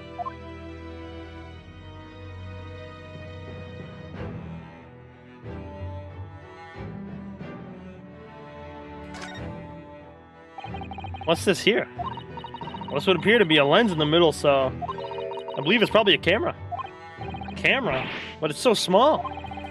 British technology is incredible, isn't it? I mean, what about Mr. Sholmes' skin prints? Is that his brother? Possibly. Possibly could be the brother. But anyway, why would the man be in a graveyard at night with a camera? I wonder. Perhaps he was trying to capture the moment a dead body came back as a ghost on film. We'll just borrow this for a little while, I think. But look at the photographic plate inside the camera. We can see what pictures was taken. It's a photograph plate. It's a piece of glass coated in a special emulsion that reacts to the light coming in through the lens. If we open the cover at the back of the camera, we should find it. Let's have a look. You should see yourself, Susato. Your eyes are shining. You really do like machinery, don't you?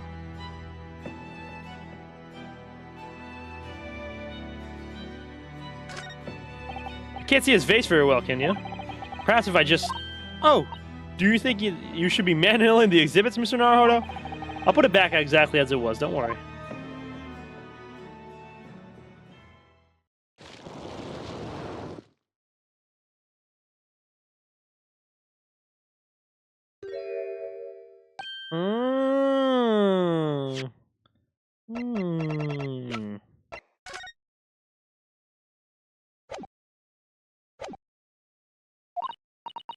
What on earth? How could... I don't believe it. Black Monocle! Mr. Naruhodo, is it possible that this man is... Yes. It's Enoch Drebber. The color of his hair is different, but it's unmistakably him.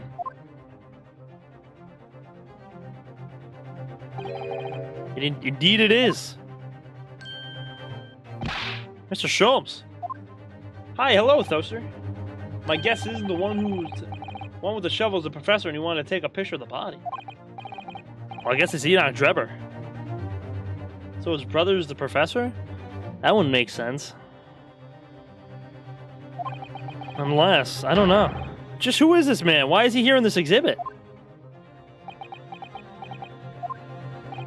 And why does the convict behind him have no head? The head was missing when the model was returned by the thief who stole it. What a surprise. So then the case isn't yet solved, is it? Did I not say so myself? Largely solved were my words, I believe. But I must locate this missing head. Toit is sweet, as Madame would say, or I'll be in grave trouble. A very hungry Irish still waits my return to Baker Street, preferably with rations. Do you know, though? Something about this room is strange. Strange? What do you mean? Well, the displays in the House of Horrors are supposed to depict real events, are they not? Indeed they are, Mr. Sato. Do go on. As terrifying as they are, the scenes in the other exhibits are believable. What was the description of the brother again? I don't think they actually gave a description.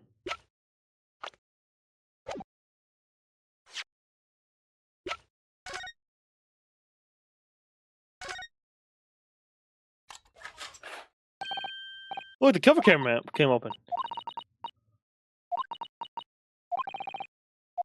There's no plate. It's been removed. Ah, what a pity. But I suppose if you think about it, this wouldn't just be an actual character that was used at the time, just like the waxwork isn't the actual person. So we never have found a photographic print of the executed convict coming back to life anyway. Oh, yes, you're quite right, of course. Boo.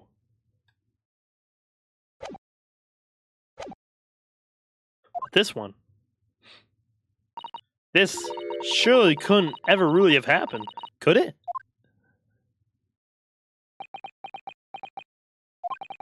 I think it's time I educated you a little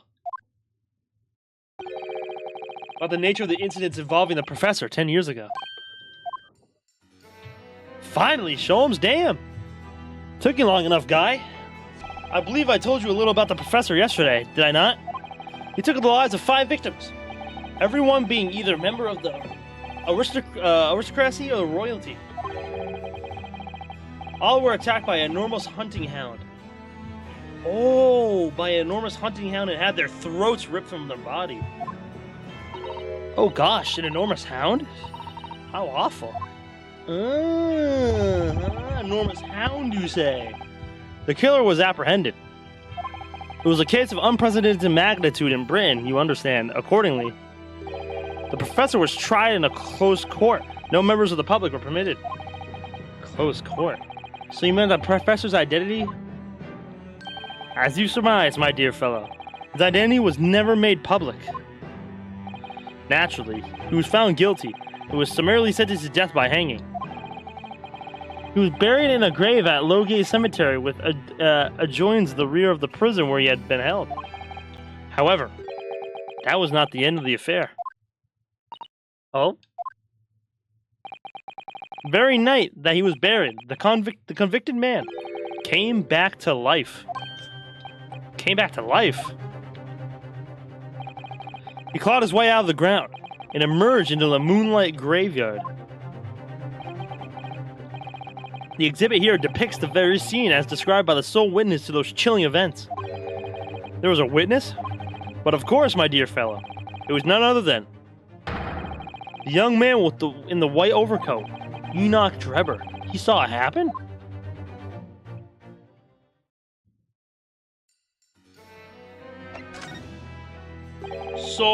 Sole witness. Soul. Why are we yelling soul?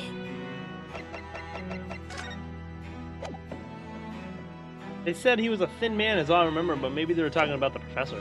Possibly. 10 years ago, the convicted professor had been gibbeted and buried, emerged from his grave in the dead of night.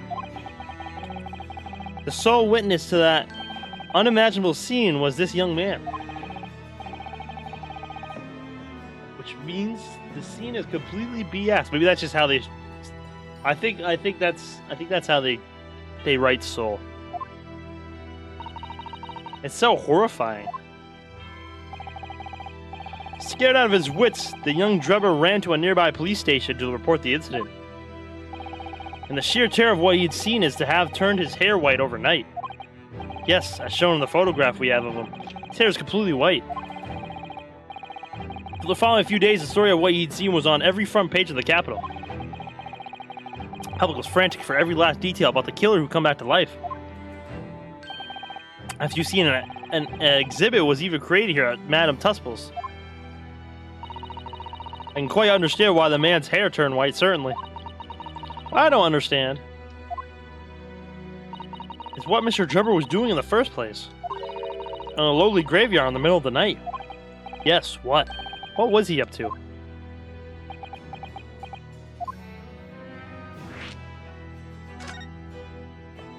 The professor's acts of terror threw London's upper classes into complete panic 10 years ago. It was a great scandal, one might say, at the very highest levels of society.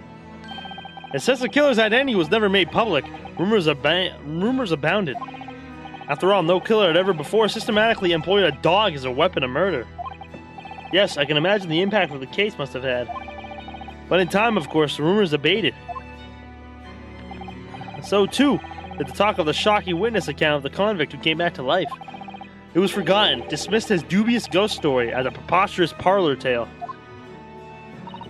But why did people stop believing it? Why? Simply because there was no resurrection to speak of, as was established, in fact. What do you mean by no resurrection? The police investigated the grave in Lowgate Cemetery and published their findings. The convict's body was found to be buried exactly where it had been following the execution. Oh, but that would mean Mr. Drebber must have lied to the police and the newspapers. That would appear to be the only logical explanation, yes? The young man subsequently vanished from society and nothing has been heard from him ever since. It's rather striking, then, that he should resurface now, don't you think? Of course, the convicted the murderer couldn't really have come back to life. That's not possible. But Drebber's hair is unusually white. And if that really did happen overnight as a result of shock, it's hard to believe the incident was an out-and-out lie.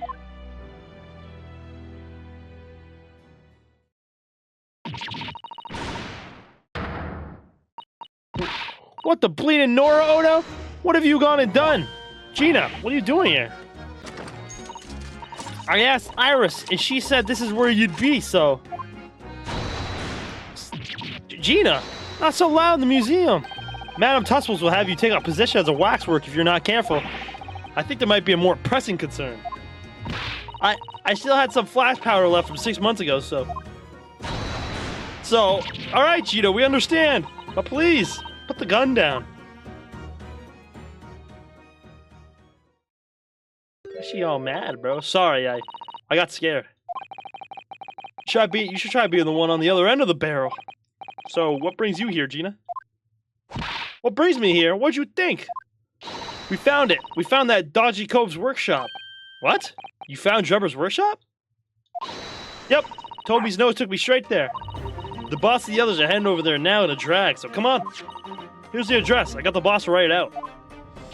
Oh, thank you, Gina. We'll make our way there at once. Alright then. See you there. Probably gonna find the head to this thing there. Cheh! You go. Don't mind me. I'll just stay here, being still. What? I know my place. In the exhibit over there. Oh dear. Someone is feeling sorry for himself. Let's go, Mr. Sholmes, you're coming. Your words hearten me, I must say. But if I were to shirk my duties here, Madam would have me pay monetary recompense.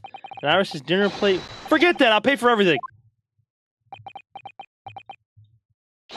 Then there's not a moment to lose, my dear fellow. I shall hail a carriage at once. No offer to share the cost for Mr. Sholmes, then. I shall pay half, Mr. Naruhodo. Thank you, Mr. Sato. Right, let's go. There's not a moment to spare. We gotta go. Oh, wow.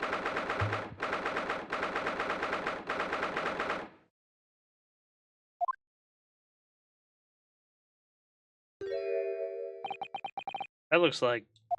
Oh! It's a super high voltage instantaneous kinesis machine. Move it, Gorilla! Move, move, move! Indeed it would appear so, though only a prototype naturally. Ah, so you got here then. Gina, well done for finding this place. In such little time. You've really worked miracles. Sobi here, who's the miracle worker. Oh! I thought you lot would show up before long. Hello, Inspector. That's one knitted brow. He looks like he's eating a lemon, not a bag of fish and chips. So, Inspector, is there any signs of the engineer?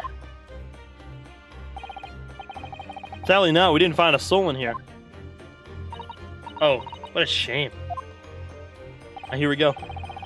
Well, thank you for letting us know about this place and giving us the chance to investigate. According to what Gina tells me, we only found it thanks to a clue that you lot turned up. I wouldn't want to say, go to Paris with a debt of gratitude unpaid now, would I? Thank you. Anyway, if you're hoping to snoop around in here, I'd get cracking. Lord Van Zykes and the forensic investigation team are on their way here as we speak. Them again? I imagine you've got the picture by now. They don't take too kindly to lawyer types. Right. So then, my dear fellow, let's turn this place upside down once we have a chance. And you, Sholmes. Pardon? They take even less kindly to great detectives than they do to lawyers. Very droll, Gregson, very droll. But you may consider me nothing more than an inconspicuous waxwork model. Right then. Let's see what we can find in here.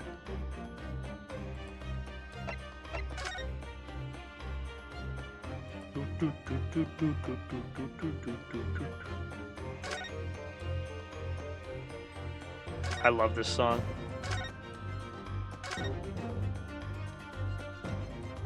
I'm sorry, Mr. Naruhodo. That machine is covered by the Special Dispensation for Scientific Equipment Act. There will be serious repercussions if you were to examine it from the Crown and the government.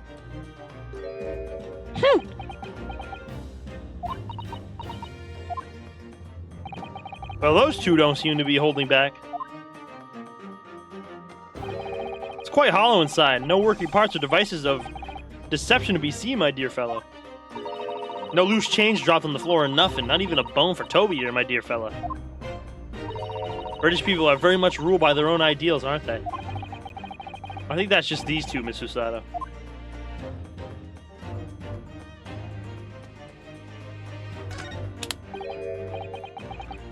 What on earth is this? An aeroplane, Mr. Naruhodo. One day, scientists believe it will allow humans to fly freely in the skies. Is that how the trick will be described, is it? Sorry? Well, it's actually suspended by a thin, but very strong cable, isn't it? Oh, well, this model is yes, but a real aeroplane would actually fly high in the sky. While suspended from somewhere even higher in the sky, of course. Because large metal objects obviously can't really stay in the mid-air unsupported. There's a trophy. Where's me award? You don't get a reward.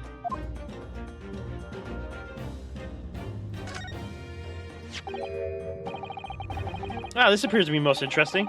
Yes, the most interesting indeed, wouldn't you say? It's an impressive looking back massager, that's for sure. I've no doubt that if you hit your shoulders a few times with that, your aches and pains would go away soon.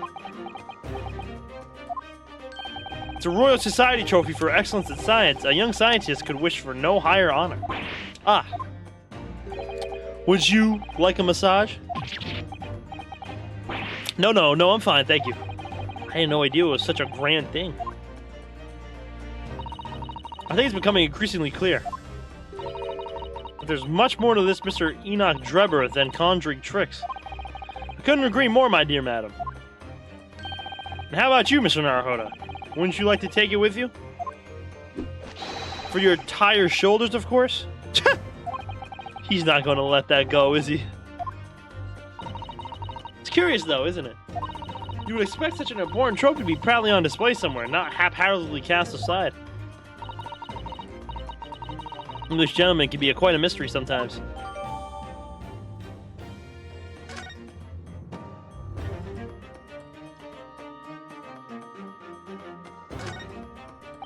This door doesn't want to open.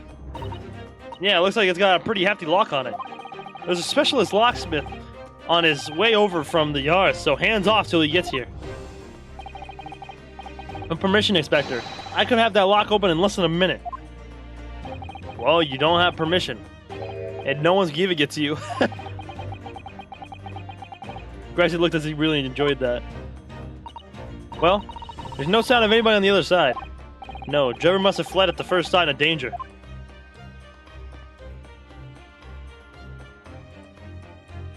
And there's the arrows. This is the European-style quiver of arrows with steel bolts inside.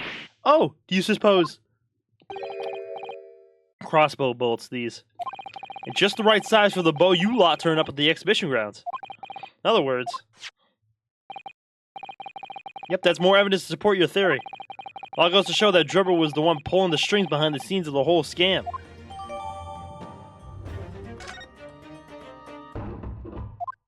Oh, what the hell was that? Oh. Is something wrong, Mr. Sato?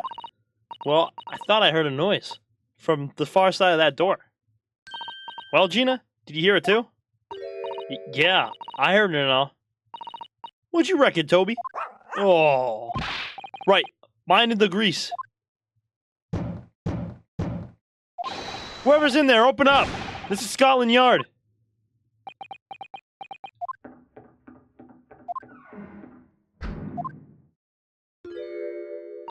Oh my, someone is in there. Ugh, this rotten, bleeding lock. My dear Gregson, as I said only minutes ago, if only it were countenance, I could unlock that door in less than a minute. Do it. Fine, I'll take the rap for it. Just get us through that blasted door. There! You may enter at will. You confuse minutes with seconds, I think.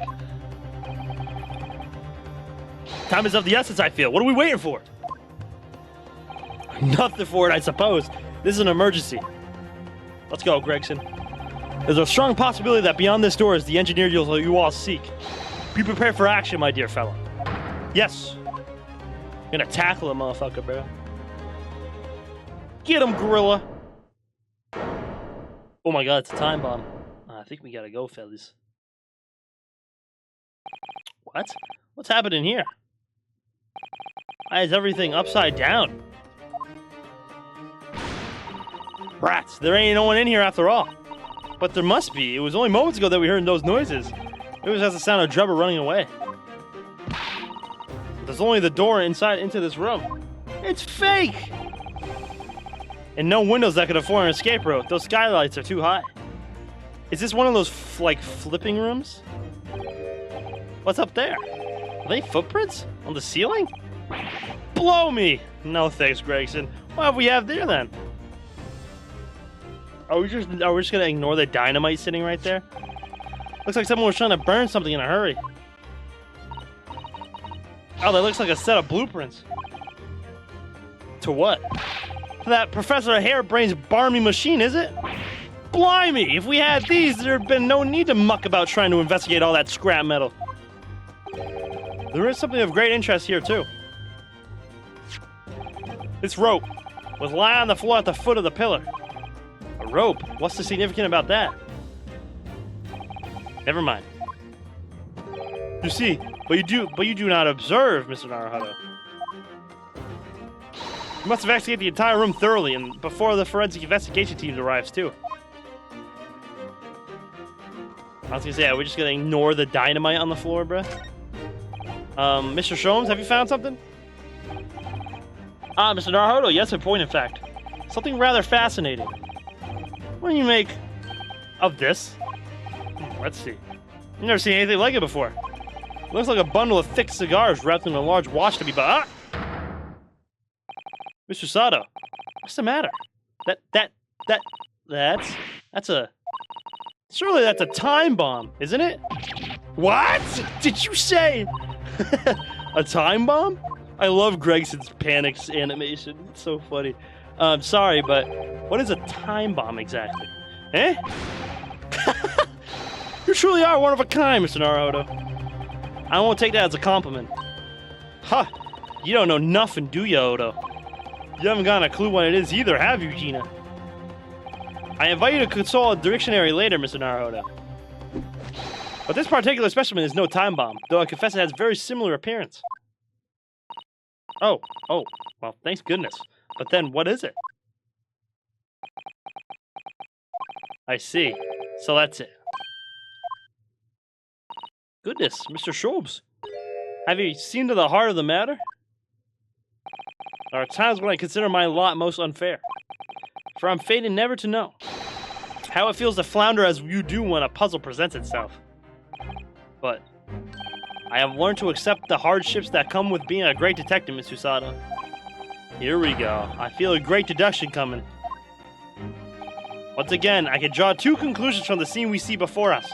The first is that the inverted nature of the furniture in this room is the work of Drebber himself. Oh, but how could you?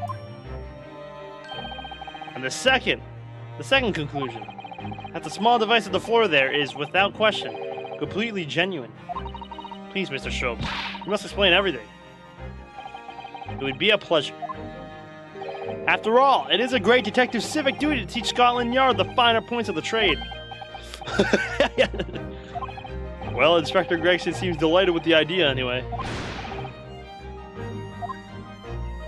Oh, you deflected the inspector's glare with such fortitude there, Mr. Shobes. Well done. You're too kind, my dear madam. I hereby dedicate this great deduction to you. Kindly stand there. Kindly stand just there, Mr. Sato. I'm on a dangerous device that explodes. Oh yes, I'd be delighted.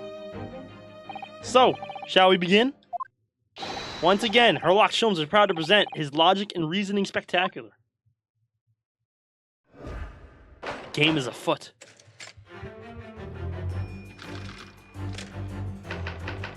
Flipped furniture. Conclusion. It's plain to see that this room is in complete disarray. The bed, the table, the chairs, the lamp, everything is upside down. Almost as if every item in the room had until recently been happily positioned on the ceiling, before falling straight down onto the floor. Every item in the room was on the ceiling? Are you suggesting that? Indeed. The key here is gravity. It would appear that technology has at last succeeded in freeing us from the great pull of the Earth. For gravity in this room was reversed and then suddenly restored to normality. Goodness. The inverted furniture clearly reveals the truth about the part gravity played in this whole business. I quite understand your skepticism, Mr. Sato. I, too, was incredulous at first. However, my conviction in my analysis was cemented when I observed this. An anti-gravity device almost identical to the one that featured in a dream of mine. Only the other day, in fact. But then why does it have a clock on it? A most relevant question indeed, that is a timing device that controls with the gravity directional switch. It was clearly a requirement for the engineer to be able to restore normal gravity automatically. The commotion we heard earlier from the other side of the door was the moment that the restoration occurred. Yes, the reason why everything in here has been turned upside down is because of the anti-gravity device. So you see, we need to look no further to explain the state in which we now find in this room. The direction of which gravity acts here was reversed by Mr. Drebber, before being restored to normality in an automatic fashion some time later by the timer device. I have witnessed precisely this scene in a dream I once had when I fell out of bed. Alright. Because gravity was reversed.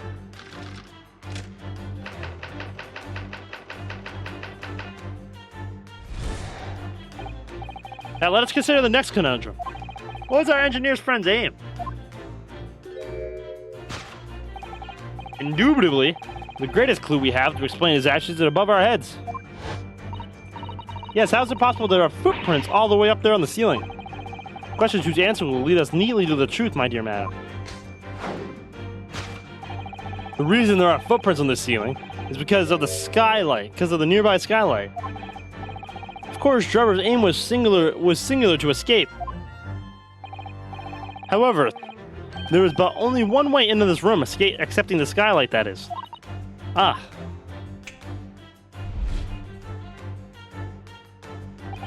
By varying the gravity in here, Drebber was able to fall conveniently into the ceiling, make his escape via the otherwise inaccessible skylight, leaving footprints behind the way.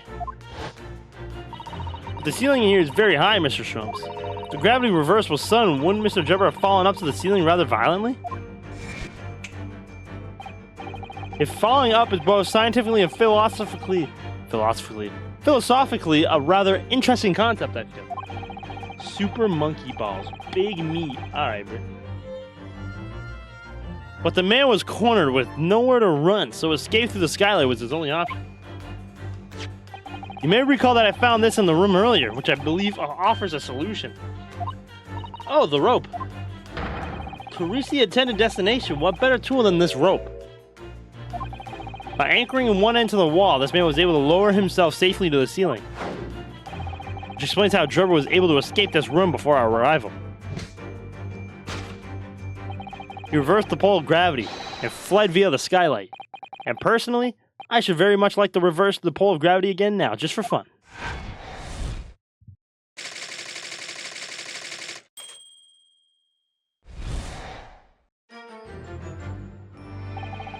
Thus concludes Herlock Sholmes' great deduction of this topsy-turvy puzzle. Everybody's gonna dot him again. Gregson.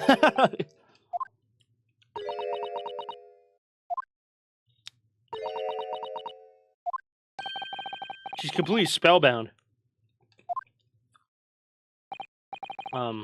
Sholmes, there is just one thing that troubles me. I would expect nothing less. You're destined to be troubled by just one thing for the rest of your life. Thing is, such thing actually possible? An anti-gravity device, I mean? I would say that with man's current scientific knowledge at the turn of the 20th century. It's no more possible than an instantaneous kinesis. Your whole deduction hinges on it. Ah, but my dear fellow, when you have eliminated the impossible, whatever remains must be the truth. However improbable it may seem. It's a marvelous line, wouldn't you agree? One of my more enduring pearls of wisdom. Had Iris come up with the exact phrasing. My original was clumsy. Yes, I have a feeling I've read it in something that Mr. Sato lent me once. Objection! Huh! Actually, there is one other thing, Mr. Sholmes. Ah, the spell is broken at last. The rope you found on the floor, wasn't it? Indeed it was, and lonely coils near the wall. But if Mr. Drebber had used it to escape in the way you described, would it still be tied to the wall? Huh! Mysteries inevitably unravel in the end, as I think you'll find due ropes. And as evidence of such, you need only look at the mystery we face in this room, now skillfully unraveled. The argument is as circular as the coils of rope. I think perhaps we might need to give Mr. Sholmes the usual little helping hand. I'm sure with some minor corrections, the great detective's great deduction will lead us to the truth. Yes, you're right. We must do it quickly, before Enoch Drebber gets too far away. If you're ready, then let's resume. Herlock Sholmes, logic and reasoning spectacular. Hold it, Mr. Sholmes.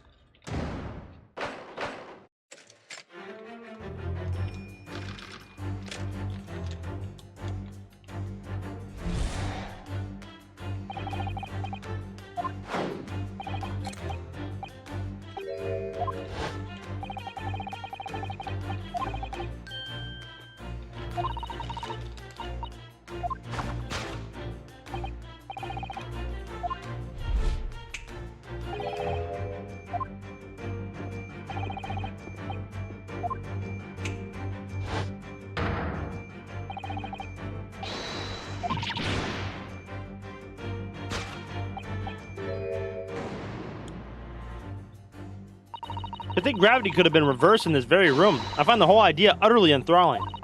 Only Mr. Sholmes could conceive of such an explanation. But the man himself admitted it was a scientific impossibility, so... Yes, you're quite right. We must completely discount the idea at once. Well, that's unusually merciless of you, Mr. Sada.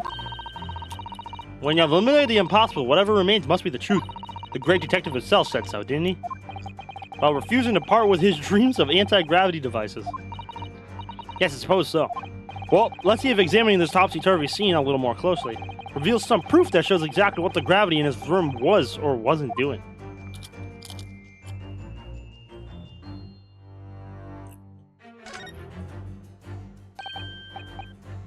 Alright. Take that!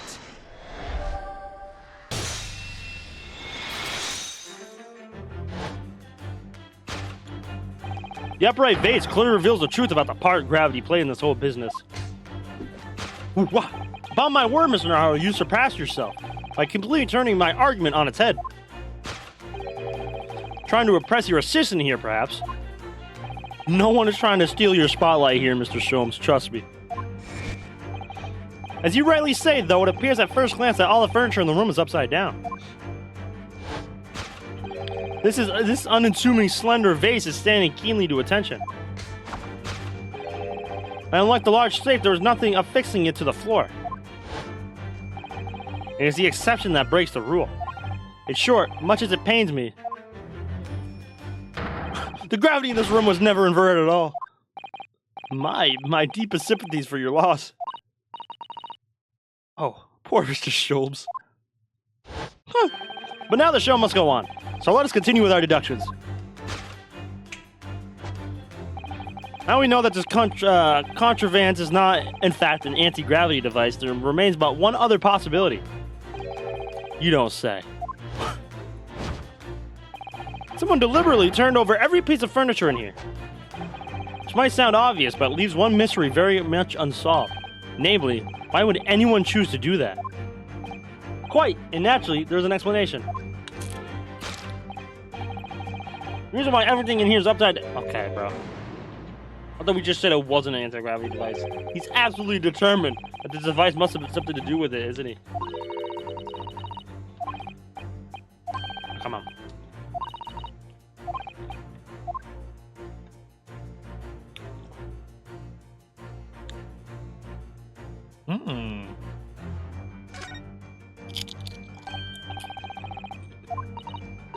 Safe 432582. Safe as in safe and secure? As in secure lockable box, I think. Admittedly more likely. Well, there was a large safe bolted to the floor to the other side of the room, so yes. So you mean this number would let us open it? Don't know why it's written here though. Take that! Why did you do that? Because they had no choice.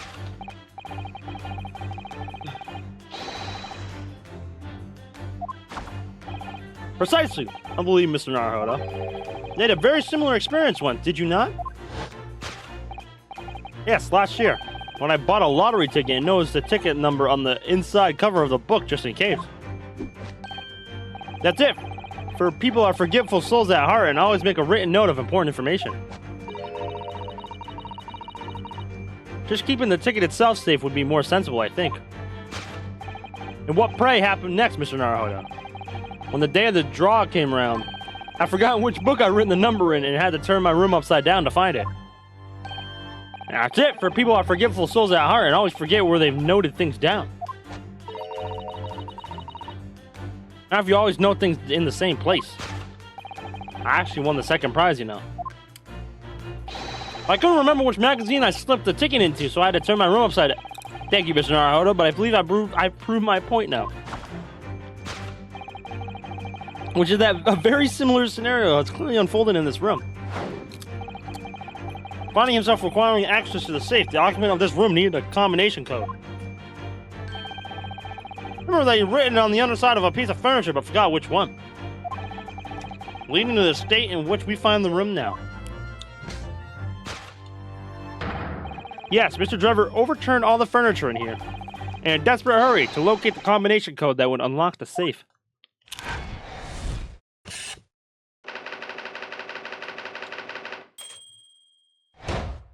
Solved.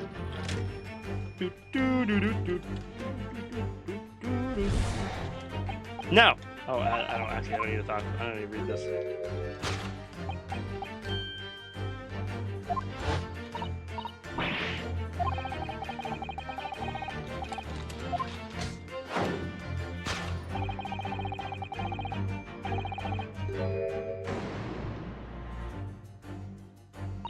Well, if a change in the direction of gravity can't explain it, then how did those footprints get it there? Yes, I feel as though that particular mystery has just become even harder to solve. Can't think of any other way to explain it at all. My life was so much simpler in those halcyon days when gravity could be reversed. It was minutes ago, and those halcyon days never existed in the first place. Well, I suppose we must simply put our faith in Mr. Sholmes and observe the area in more detail. Putting our faith in Mr. Sholmes is what gets us into these situations in the first place.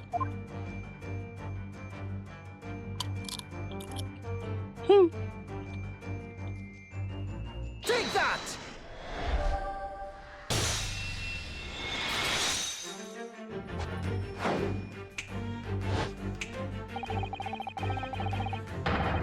Oh, did anyone turn the furniture? Not that stupid. I don't remember that you wrote the furniture. Have you never heard of the phrase turning the whole room upside down? That's an actual phrase. And the reason there are footprints on the ceiling is because of the nearby shoe. On the closer inspection, there are clearly footprints all over the balloon as well. In other words, the aim was never the skylight at all, but the balloon. But why would you do that? Because he didn't remember where he placed something. Someone ought to turn you upside down. Sure, I just fucking said why. When you're very forgetful and you misplace something, you have to turn the room upside down to find it. Guy. A green balloon. That seems somewhat familiar, data. It was a piece of green balloon envelope that Mr. Naruhodo and Iris found at the scene. And inside the green balloon that Mr. Gotts claims he saw above the stage when the incident occurred. What's the second bird's cage? The crux of the whole instantaneous kinesis deception. You mean to say, if we assume the balloon in here is a model of the one used on the day, there's a strong possibility something may be concealed inside it. Something our absconder was desperate to retrieve before making a hasty getaway. But the balloon's out of reach. Hence why he restored to a projectile, namely the shoe. Most probably, Drebber intended to tear a hole in the envelope by assailing it with the shoe. However, his efforts were thwarted when the shoe itself became a prisoner of those lofty heights. Oh dear. We desperately need to examine that balloon. There's only some way we could see inside. You may recall that I found this rope. Okay, I got the rope. This is how we got out.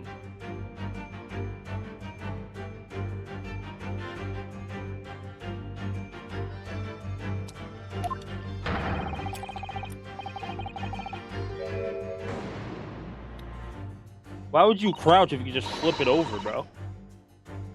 If there's something underneath something, I'm flipping it over. I'm not crouching for it.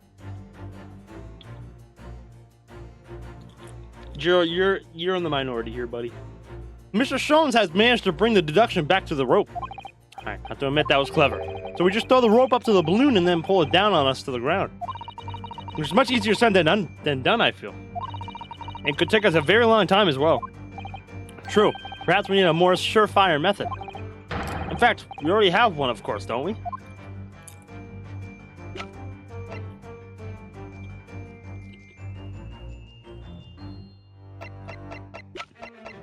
Take that!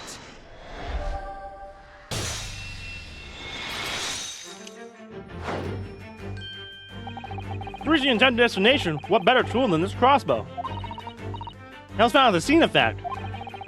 And in all likelihood, belongs to Mr. Drebber. The man had only brought it away with him that day. He could avoid losing a shoe at such a critical time like this.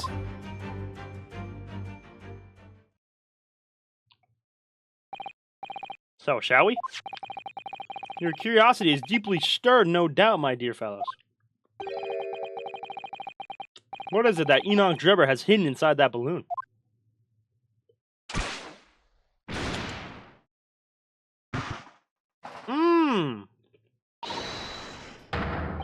What the? Waxwork? Indeed it is. A waxwork head inside a metal mask. A mask that is shut tight and fastened with a strong and quite impenetrable lock. So we can't see the face inside, that means. Just a moment. This is the head of the waxwork model? Does that mean... Oh, goodness. I see you've joined the DOT. I see you've joined the DOTS, Mr. Sato. Excellent. Of course, a headless waxwork model. Hi, Joel.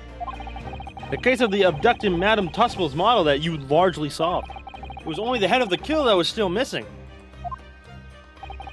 Indeed it was. But I believe Madame Tussble's will now have to settle her sizable account with me. This, as you have now surmised, is the head of the infamous professor. Yes. But why is it here? This conclusively confirms my suspicions. The man responsible for stealing the professor from Madame Tussble's and returning it sans tete earlier today was none other than Enoch Drebber. This is incredible. Professor Harebrain's case and the waxwork abduction are... They're inextricably linked by Enoch Drebber's workshop.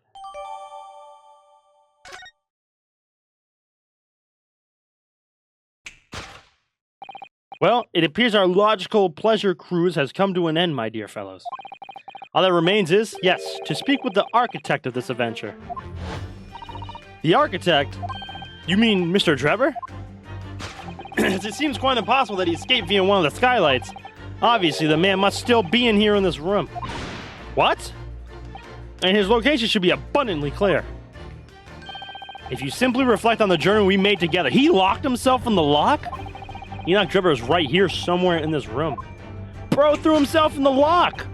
So, Mr. Naruhodo, will you do the honors? Yes, of course. Mr. Drebber's hiding place must be... Wow. Take that! Sit, Joel. Before we gained access to this back room, we heard noises from in here. Which tells us that engineer was still in the building at that point in time. He was in fact searching for the combination to his safe. And pressed for time, made no attempt to right the furniture that he overturned in the process. From which we can deduce that his search for the combination happened very recently indeed. In summary, Mr. Enoch Drebber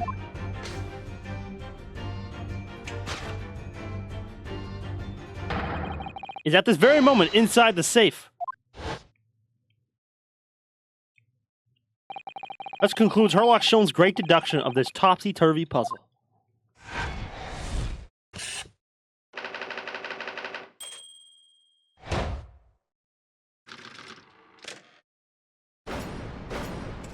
Elementary. W. This is a long episode, bruh. So, Mr. Naruhodo, excuse me. I think perhaps it's time we ended this game of hide and seek, don't you? By opening the safe, you mean? What else? Let's see. The combination was 1432582. I knew that. All right then, here goes.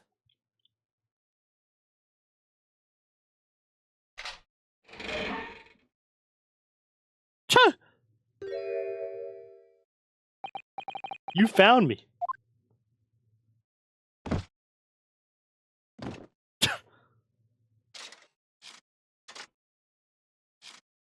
What the fuck?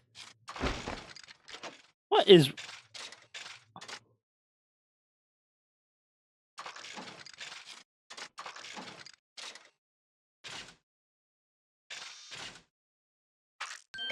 What in God's name was that?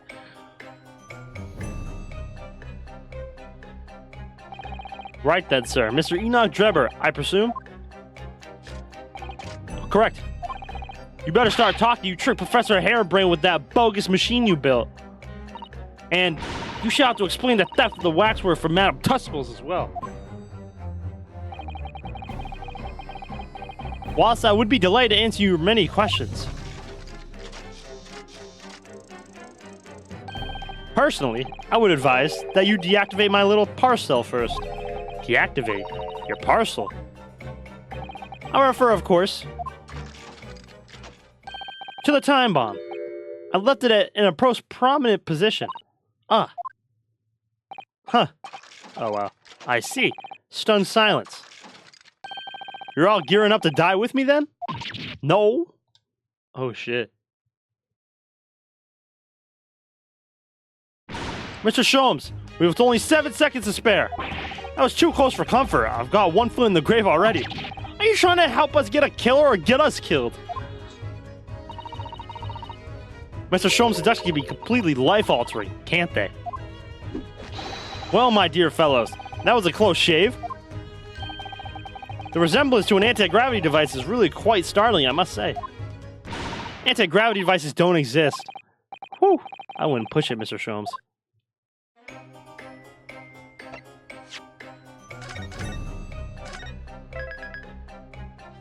It wasn't fake.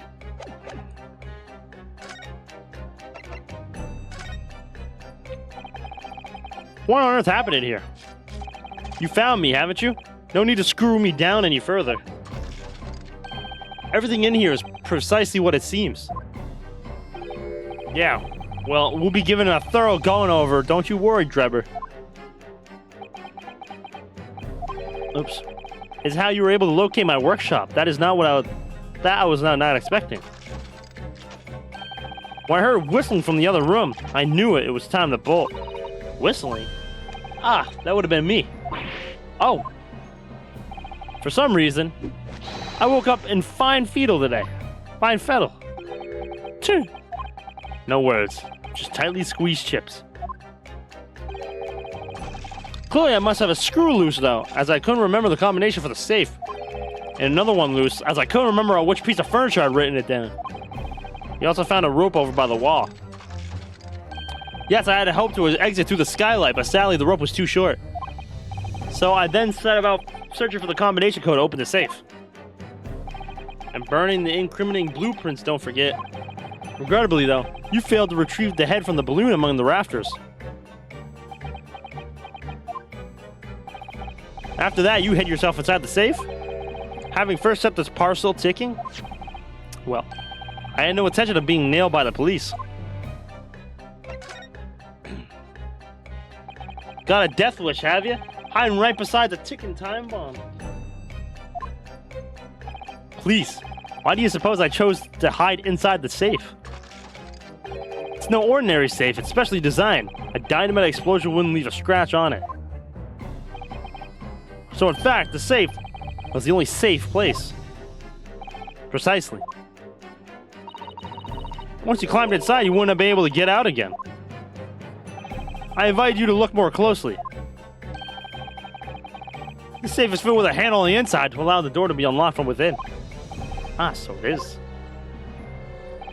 I'd always intended to blow this place to smithereens in any case. I just wasn't expecting uninvited guests to come along and screw up my plans. Do you mean to say you were planning to blow us all up? No. That was unforeseen. What do you mean? Most people run, you see, when they see a ticking time bomb at their feet. Ah.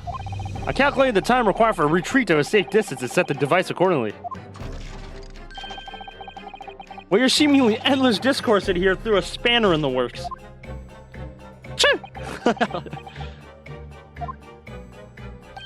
Is something wrong, Gregson?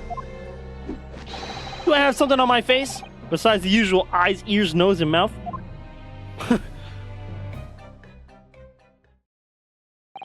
I think we have a fairly good idea what's been going on here now. But what about the 2 incidents you've evidently been involved in recently? Professor Harebrain's instantaneous kinesis experiment at the Great Exhibition, and the waxwork model you stole, which this head belongs to. That's no ordinary head, you know. That's the head of the professor. Clad in a mask with a lock so strong I'm unable to open it safely to reveal the killer's identity. I've been considering carrying it as a protection. After all, that's enough. Uh-oh. What's going on here, Gregson? I'm sure you're aware that I have sole jurisdiction to investigate here. Yes, well, Dr. Scythe again. So the forensic investigation team are here. And you know full well this engineer is key witness. Why are you allowing this lawyer to access him? If Lord Shanghai knew of this, you'd be finished. Hey, you leave Gregson alone. You lot, leave at once. My dear madam, there's no need for such a threatening tone, I assure you. After all, that's no way to greet an old acquaintance. Is it, Dr. Scythe? Hello, Sholmes. Mr. Sholmes knows Dr. Scythe? Sholmes know everyone. If it's protecting the machine next door that's causing such a sour expression on your face, you are quite misguided. It's really nothing more than a shell. You get out. But of course, we shall show ourselves the door. I see you haven't softened at all. Mr. Naruhodo. Yes? It would appear that our delightful, entertaining investigations have run their course for today. But Mr. Sholmes, let us leave this place in the doctor's capable hands. I said get out now, all of you. Oh yeah, or what? Your presence here is not required either, Gregson. Aw. No, Gregson. Understood.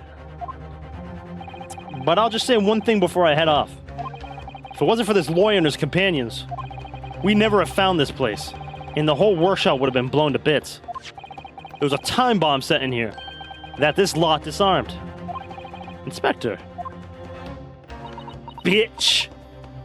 Bitch. Yeah, what now? Something giving you a chuckle, has it, Trevor? Ah, so sorry. Didn't mean to offend. You're quite right, of course. You did disarm the time bomb, didn't you? Yes, you did disarm that one. Eh? What are you... That one? You mean... Uh-oh. Yo, Gina, get that out of your hands. Oh, is that the Great Exhibition? Oh, wow. Oh, there was one on the... Oh!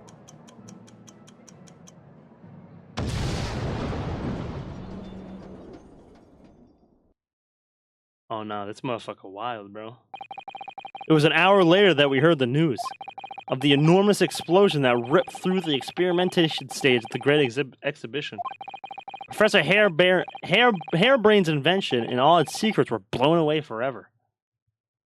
Wow. Wow. Yeah, that's what you get, you dumb bitch. Man, I don't like Dr. Scythe. She may be a baddie, but fuck her. Yelling at Gregson like that. W. Gregson.